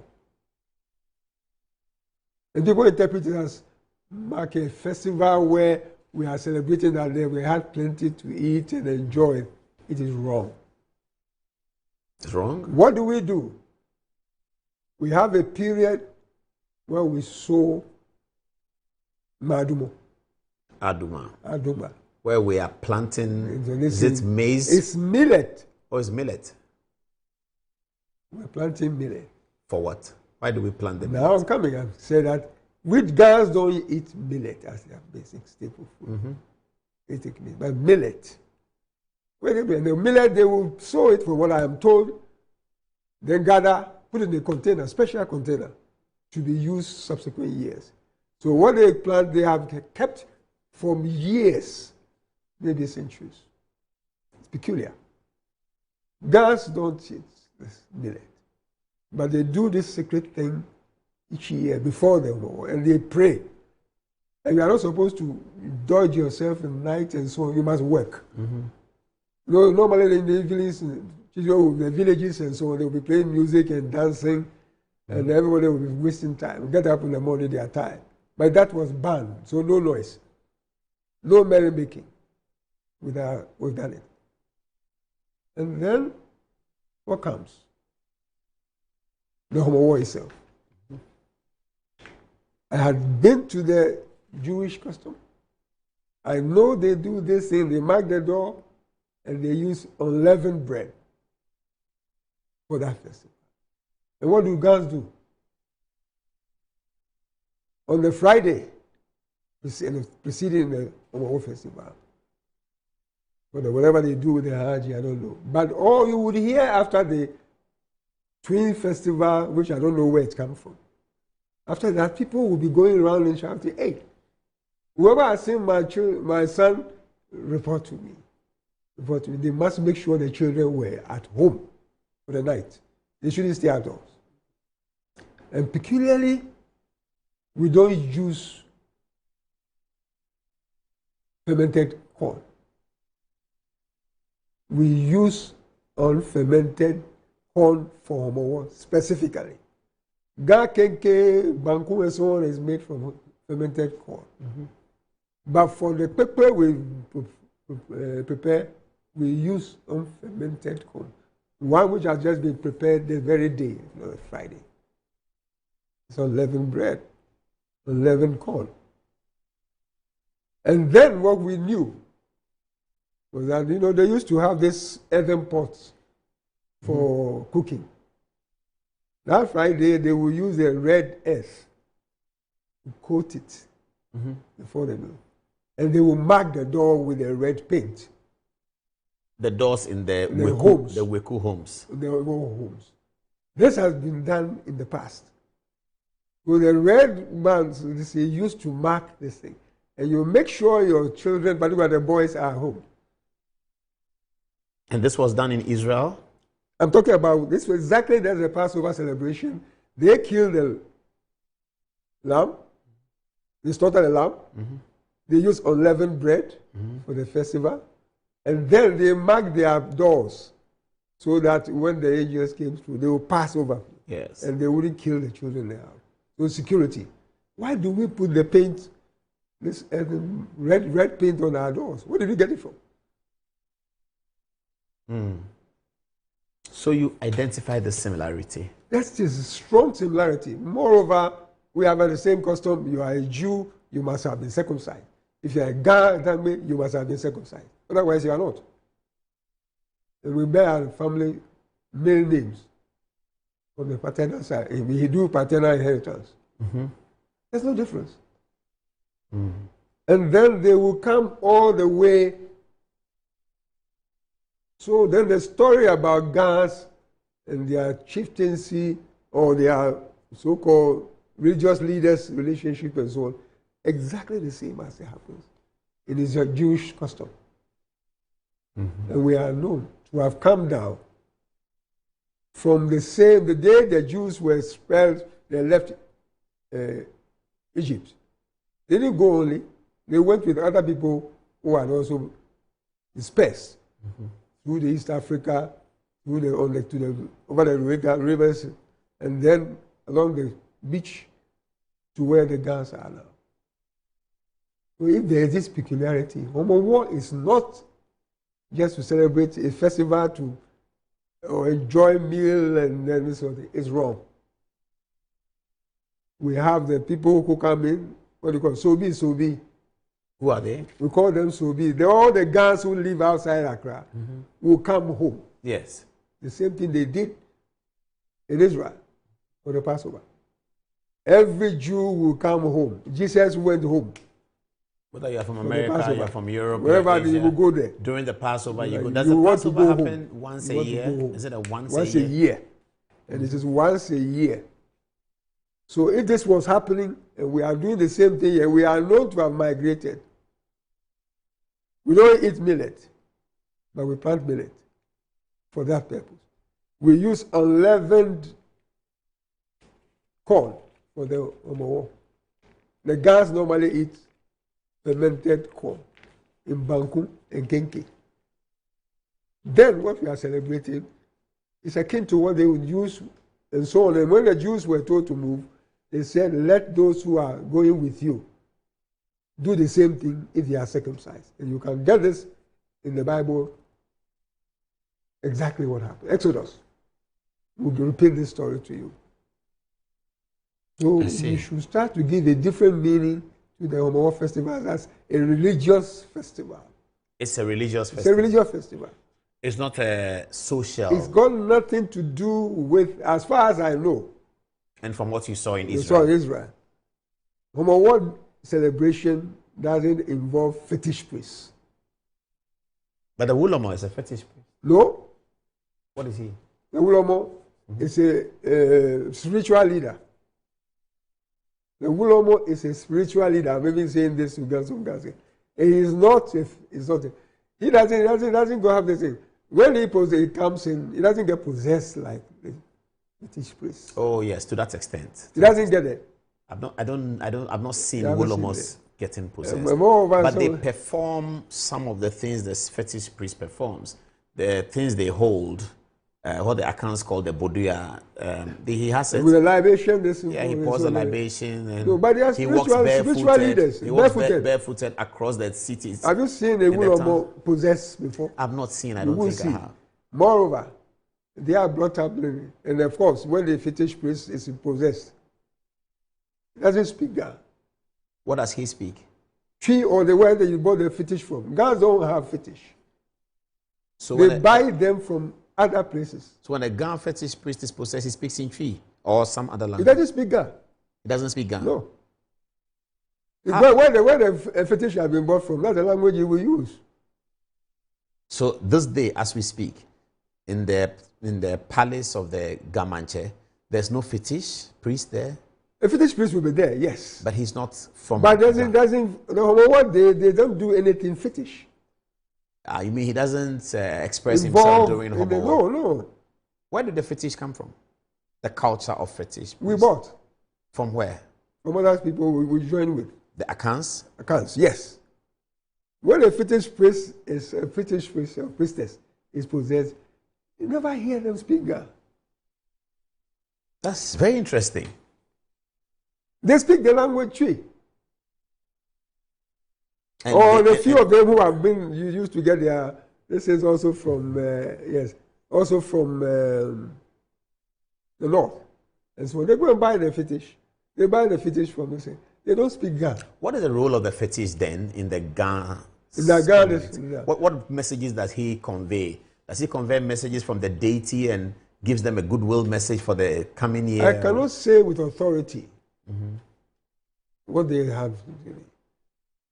But naturally, it's something that strikes me, that if you are really worshipping that, and of course, at the time of Homa, we do the sprinkling. Yes, of Pupui. And they will go to what they call the stool room, which is different from the fetish room. I see. The stool room is where the souls are supposed to be. So for Homa, it's for those living and the dead. The same thing in Israel. The Passover, they remember those who have died. They leave their doors open and the windows so that they will come and participate in it overnight. But I haven't seen any priest or priestess possessed who will speak the Ga language. So there must be something. There's a difference between them and the Wulomo. And the Wulomo, you come from birth. You are born as a Wulomo. So very similar to the Israel tribes where you are born as a priest. This is what it is.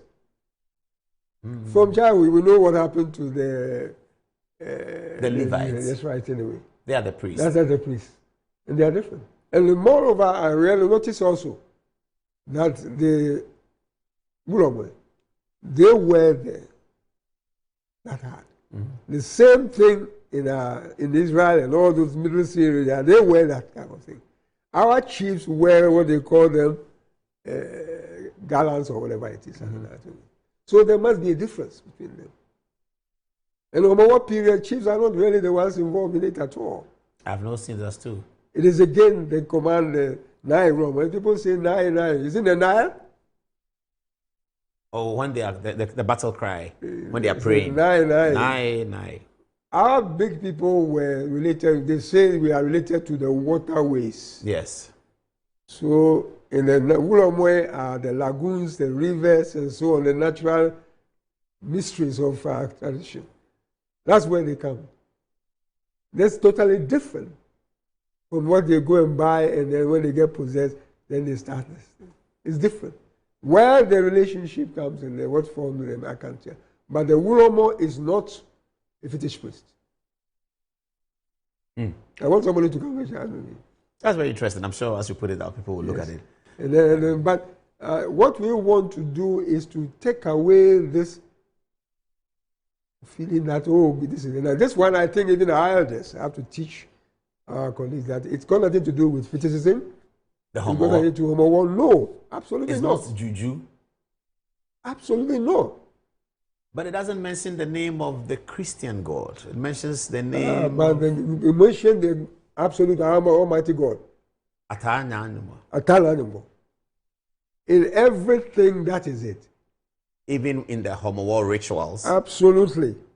But why do they say Atanyanimo? Do the Gans perceive God as male? For what and I female? can interpret it, Na is female, Ata is male.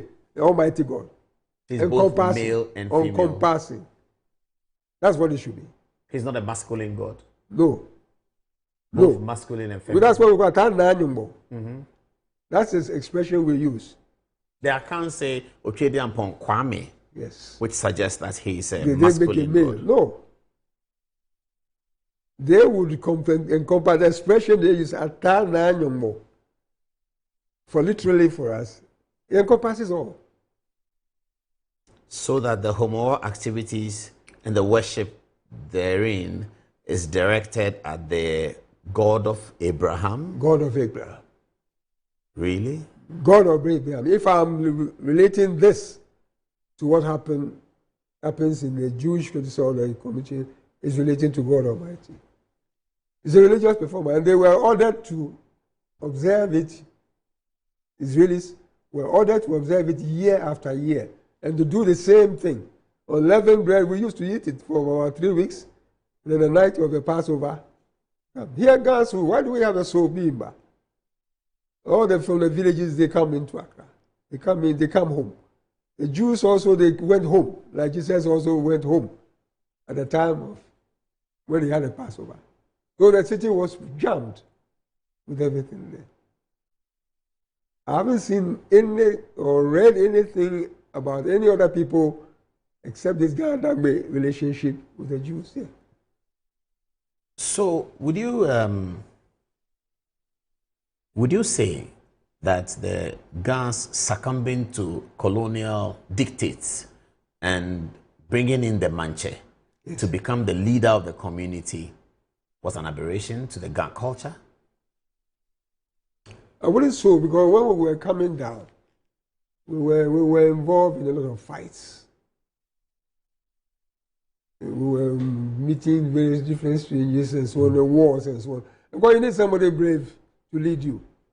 And then the warlords became powerful. Aikushi and all those guys we hear about. Yes, they were warlords, they got it.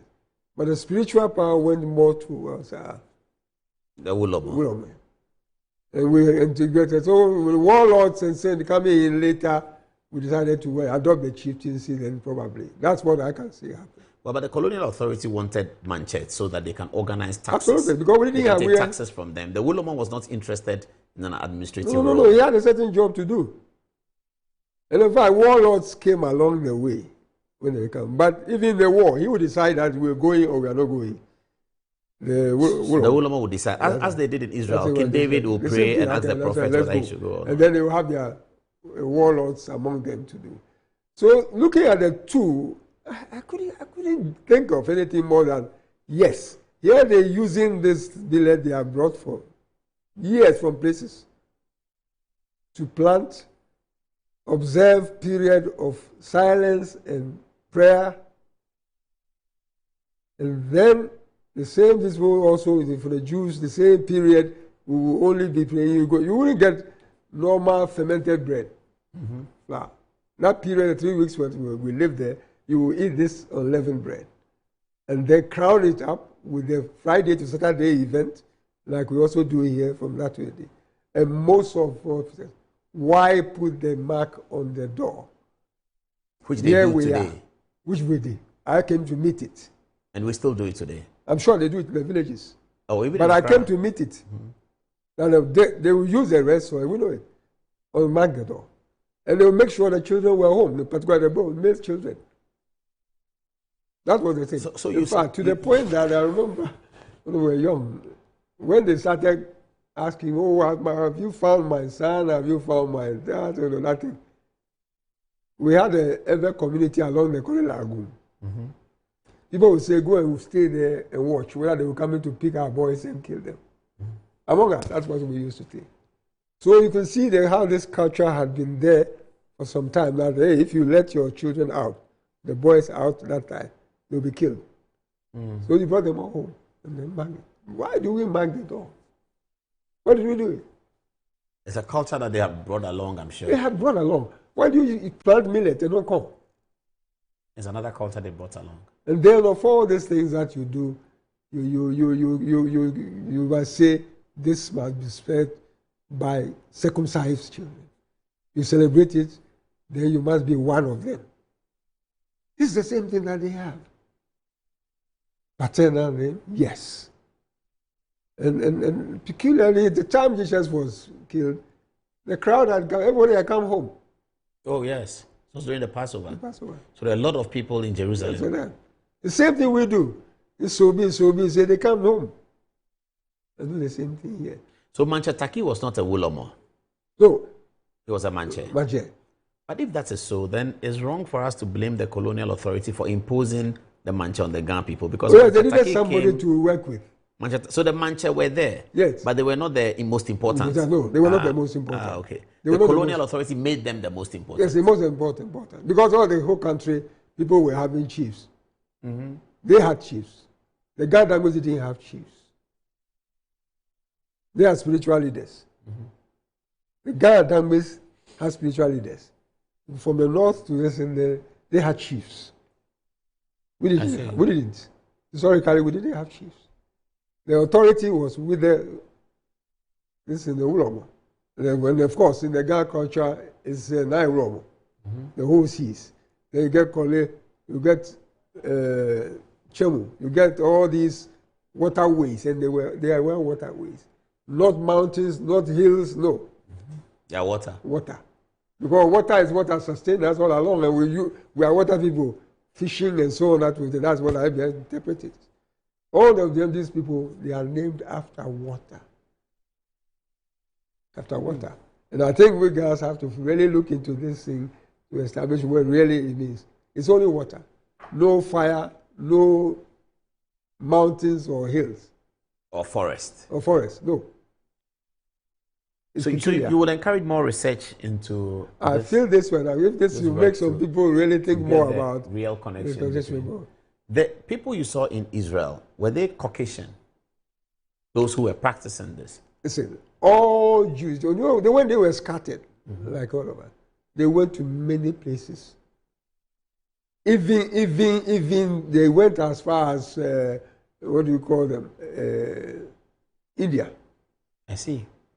They went as far as, and of course, some of them came in Ethiopia. We were all called Cushims, the blacks. And the Ethiopian group were sect, because Solomon had the children from that area. Yeah. So there was a sect. Whether we were part of that group that came down, I cannot say for sure. So we have to identify the group that traveled that journey around East Africa, the Horn of Africa, came through Cameroon to Benin, Nigeria. That's right. And then we came from the beach. That's what I can't say. Yes. That's right, from the beach. But we have always been alongside waterways, Ghanaians. Always. What's the difference between Ga and Dangbe? Ga and Dangbe, I can't tell the food, this and that, but the language has been influenced by the Ewe culture, by others as we come in. And in fact, when you listen to the speaking, you find the similarities very often. A few changes come in. Difficult to say what, because if Kroboman speaks, you hear the Ga expressions mixed with something which is akin more towards Ewe language. You get Dangbe, also the same thing happens. But really, with coming down, they must have picked other languages to join with the Ga language as well and make it. But this is a well relationship where we have something in common, the Homa Festival. We have that one in common, the Homa Festival. And that defines us as a group. More so, God. So if I eat spiritually during Homa whilst I'm a Christian, I have not offended the Christian Absolutely God? No. You are supposed to, but somebody will prepare and give it to you. And again, to say that we don't use pepe as our daily meal. No, it's not. It's a festival meal. Festival meal. Is it not dedicated the same to the thing, gods? the Jewish this thing again. The unleavened bread? Unleavened bread, it's not daily bread, no. They use leavened bread, but on this occasion, it must be unleavened. For the Passover? For the Passover. And gas too, for the pepe, it must be on fermented maize. Why did we do it? We don't eat pepe every day. What's the significance of the palm nut soup then?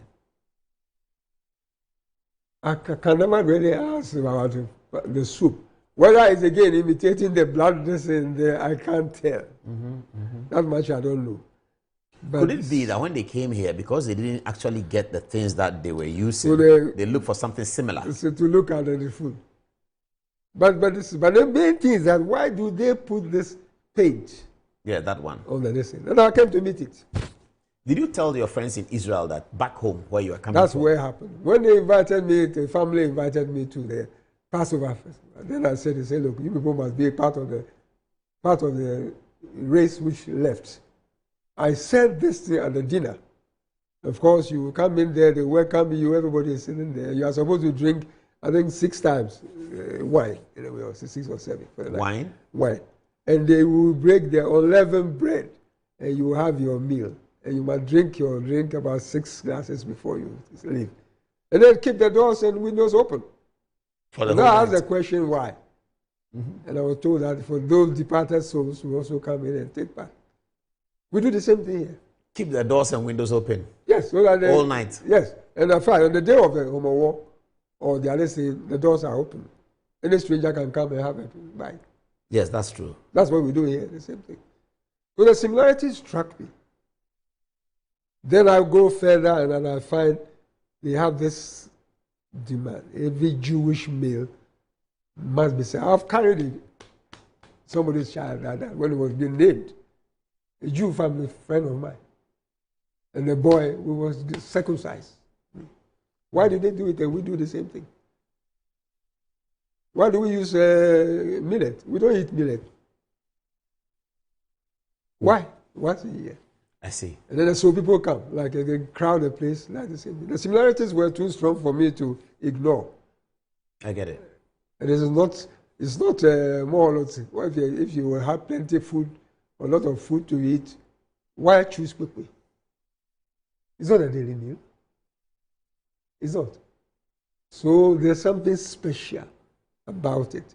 And but worst of all, British priests don't get possessed over at that time. You don't get possessed. That's a very interesting part. It's forbidden. It's forbidden that they should get possessed. So it's purely religious. And anybody who wants to make it as something else, so it's purely religious. And this will be the practice which has been held way many centuries abroad. The Jews still do it. They celebrate it the same. The same.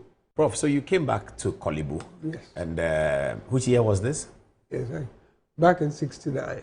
69, by which time Nkrumah was out. Nkrumah was out. Yeah. In fact, he was out 65, isn't he? Yeah, 66 actually. So when I came for my second visit, he was already out. Oh, my first visit, yeah. I would call it my first visit. But every 2 years, I would come home. This way, anyway. I had a peculiar experience. We heard that he had been overthrown.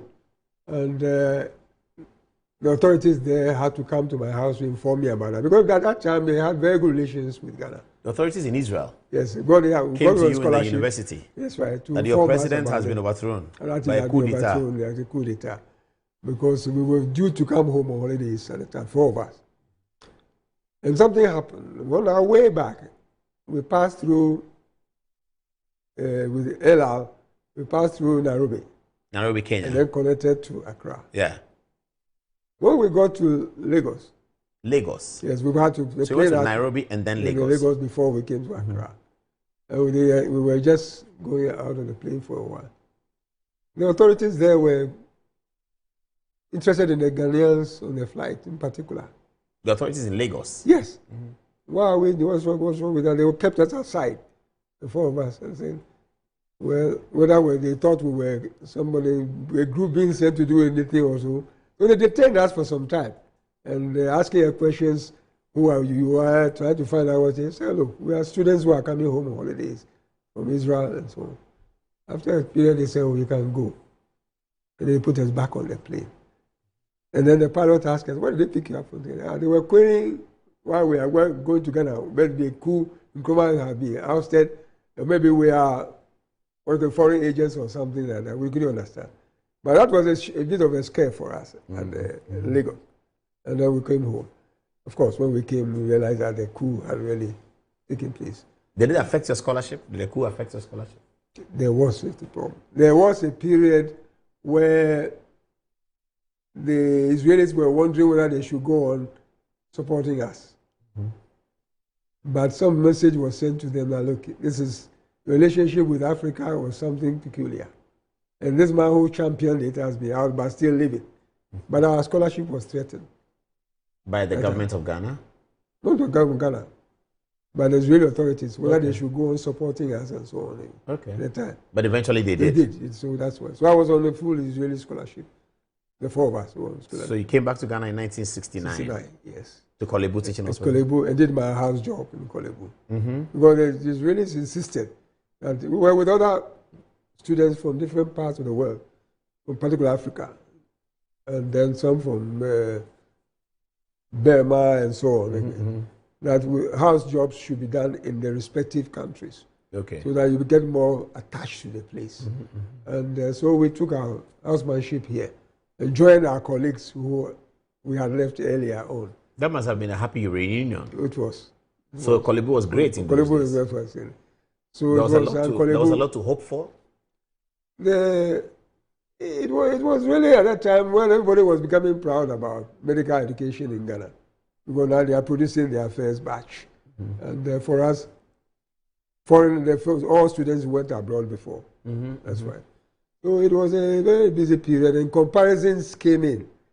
How good were locals compared to those who have been trained abroad, and kind of. So we were put on a lot of stress to prove that we were as good as their own that were been trained here.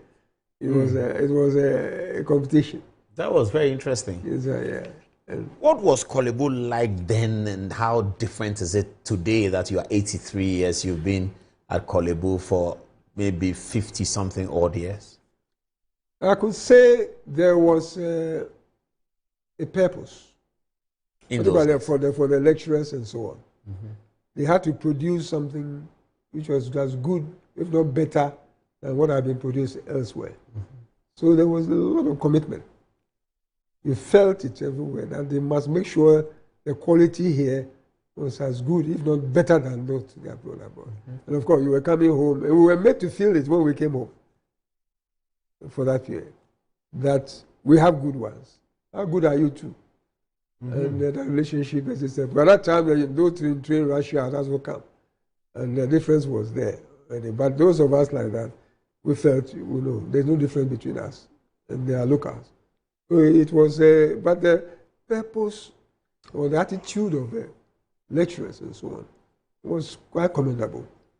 Which lecturers do you remember in those days? The ones who came? Yeah. The Ghanaian lecturers? Yes. Was it Eastmond? Eastmond. Yeah, it was Eastmond. Yeah, it was Eastmond? It was Eastmond. In fact, there's something peculiar happened. When the school was established here, there was doubt about sustainability by the American government. And they were not going to do it again. So the Israelis were called to come and advise as how to go about the problem. So our dean in the university came home to tell them that, well, Israel, the medical school that I was in Hadassah, was founded under similar circumstances. Wartime, they came home, they didn't have a place really to say this is a medical school. So they drew people from every part of the world and started medical school. So if they could do it, and Eastmond and the school they've seen here are equally good, then they should go ahead and do this. To the medical school. They shouldn't wait for America to come and staff it. And that's why they were given that push, mainly by the dean from the Hadassah Medical School, that you have good staff. Don't wait for anybody to come from outside. And then they didn't disappoint. They were very good. I see. Was your remuneration good or it wasn't a factor? I think there was something more than just remuneration. It had never been there. Maybe now it is, yes. Now it certainly is. Now it is. Yeah. At that time, they felt they had to produce something as good as anywhere else. But was life easy? Did you have a car? Yes, when I came from, so of course, they had a scheme where doctors could be given cars and they paid on your easy terms. So what kind of car was it? Datsun? No, at that time they had Morris and all those. Morris, the small car. Small car, and Opel. Opel. Peugeot was already there. Peugeot, yes, Okay. that's what I'm saying. And they were smaller. Most people, if you could take it, yes, you didn't have to bother about the big ones. Did you have a television set? Television at that time, what was television in Ghana? It wasn't really in. You had a radio. You had a radio? That's right. And you could listen to BBC? Right. In fact, television came really in, I think, the latter part of the period. That's it. Yeah, in the early 70s or so. All you did was go and work, get your car, go out in the weekend, and there were a lot of nightclubs, go and have your fun and get back. And where did you go at the weekends in those days, in 69, 68? Where did you go? As a doctor in Kolebu? Which nightclub, which party, what was the social life? Yeah, but at that time, the weekend in Havana and all these places were functional. So with 2 or 3 of you gather your friends, go and have a night and come back. And you were listening to band music? Or it was band music. It was band music? It was band music. With people singing? Oh, yes. Great bands, Lido and all this is a great band. It was nice for young men. Yeah, I can imagine that. And, was food cheaper? Sure, was cheaper? Sure, food was cheaper. Did you eat a lot of rice then, or you had more kinky? No. Or? Rice was still, at the time we came back. I think rice was becoming more commonly consumed. But late 60s? Yes, about that time, the 60s, late 60s. It was getting more commonly consumed. But it was more kinky and yam? Yes. And plantain? Plantain. Were people healthier? Was Kolebu's outpatient OPD full, like sometimes we see with malaria? Oh, yes. Kolebu was the place for anybody who fell ill. And that's why they felt it was getting overcrowded. They established the polyclinics to take care of the load so that you'd be seen earlier before you were referred to Kolebu at the time. So the pressure was... So you stayed in Kolebu? You had a doctor's flat? Yes. Luckily for me, when I was doing my house job, I came from Kolebu area. So I was at home. Okay. But most people were in the flats, rented. Some of them rented. So you lived in your house? In the house. So I lived in the house for my first year. And then later, one of these rented properties I was put in later as a medical officer. But they had a hostel in Kolebu, and also Ringway Hotel was used as a hostel. Ringway Hotel. Ringway. Oh, yes. Akufado's hotel. That's right, yeah. That's right. That time it was taken as a house officers residence. Yes. Ringway Hotel. Ringway Hotel. But that belonged to a politician. Well, the former Chief Justice. At that time, it was what was available. It was the place was I see, that's interesting. So it became a hostel. That belongs to President Akufado's yes, family, right, his father and his mother. Yes. Okay. It is now the headquarters of a bank. Yeah. But that was after the coup. So I must say... It was after the coup and they were in power. So I think that's what made it. Yeah. But the residents, housemen were kept there as well. I see. That's an interesting But I was lucky to story. stay in my own father's house. Were there female doctors at the time? We had very few. But they were there? Oh, they were. They were. They were in the first batch, that's what I remember about. The Jeju Jamfi's wife was one of them. And a few others. Oh, I see. They were. That's interesting. Mainly male dominated anyway. At that time? At that time. How do you feel now at 83 years? You look so strong. You can pass for 65. Well, I've been out a lot and come back and then be out again. I came home for 3 years. I went through Cape Coast and Sweden and so on to get some experience. Then I went back to the UK to specialize.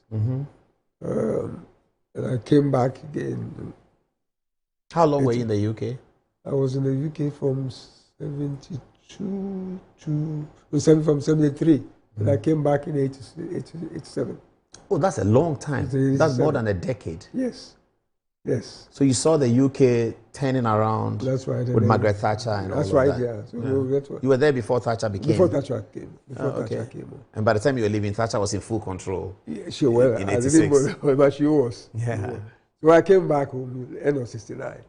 End of 89? 69.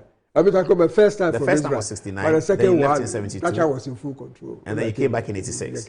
By the time you were leaving UK, Thatcher was in full control. She was in full control. And you came into a Ghana that has a PNDC military government by the time you came. When I came, yes. J.J. Rawlings was there. J.J. Rawlings, that's when I really came to. And you lived through up to 92 when the constitutional. Yes, that's right. And you've been in Kolebu all this time? Kolebu. And then, but since I came, yes. I haven't been anywhere. I went through the university. Oh, you were teaching at the medical I've been school. teaching anyway.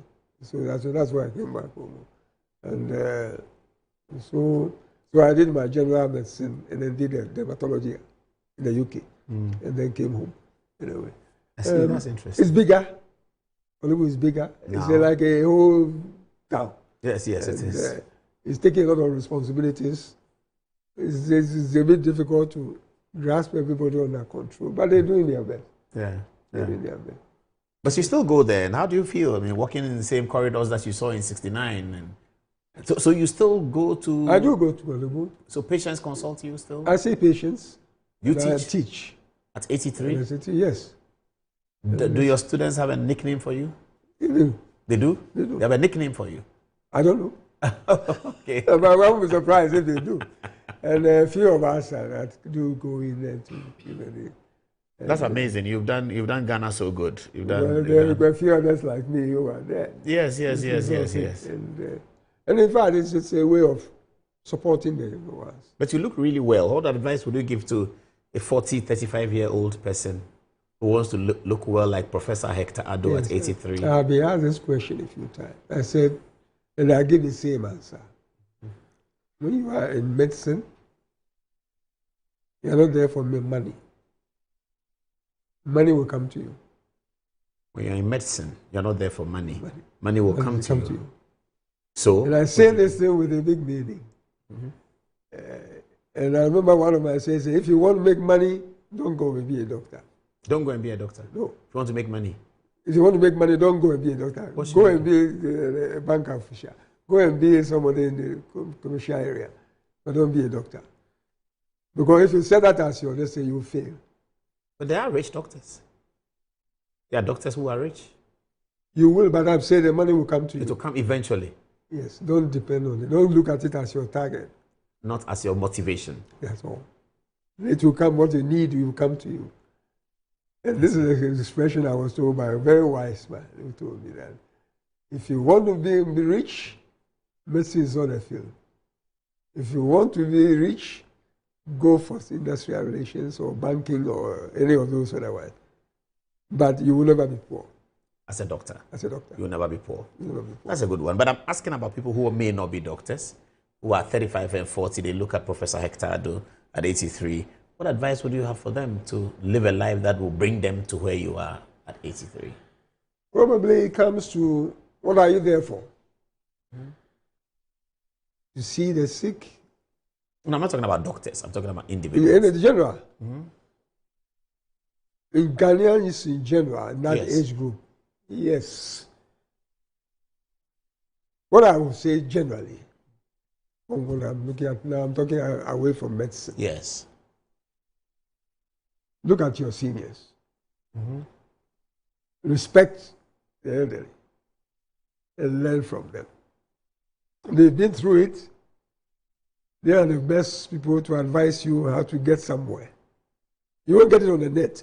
You won't get anything on the net for that matter. They have lived it.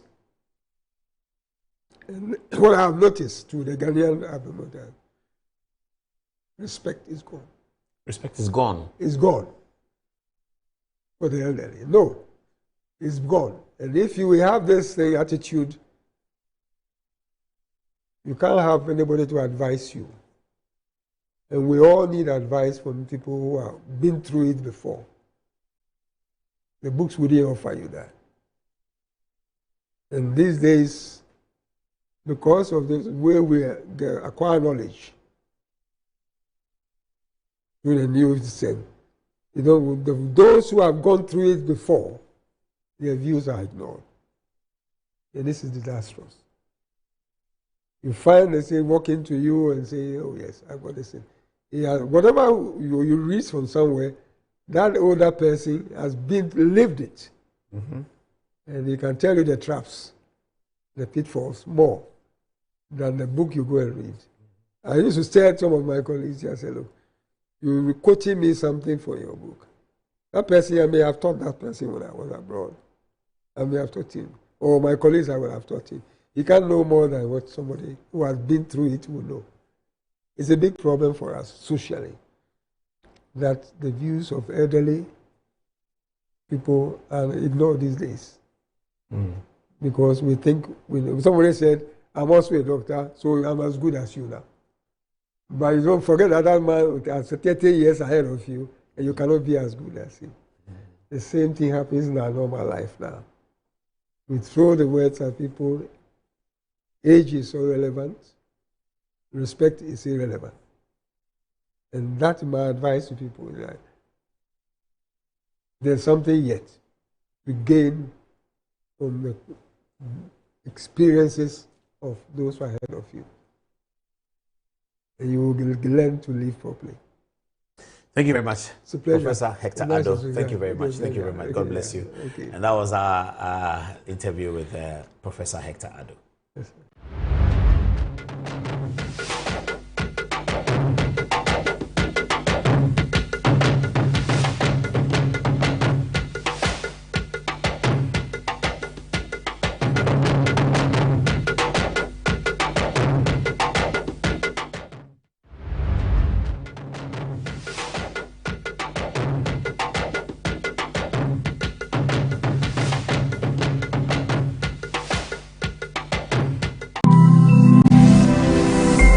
Metro TV, insightful and inspiring moments. Has Christianity always been one of the religions in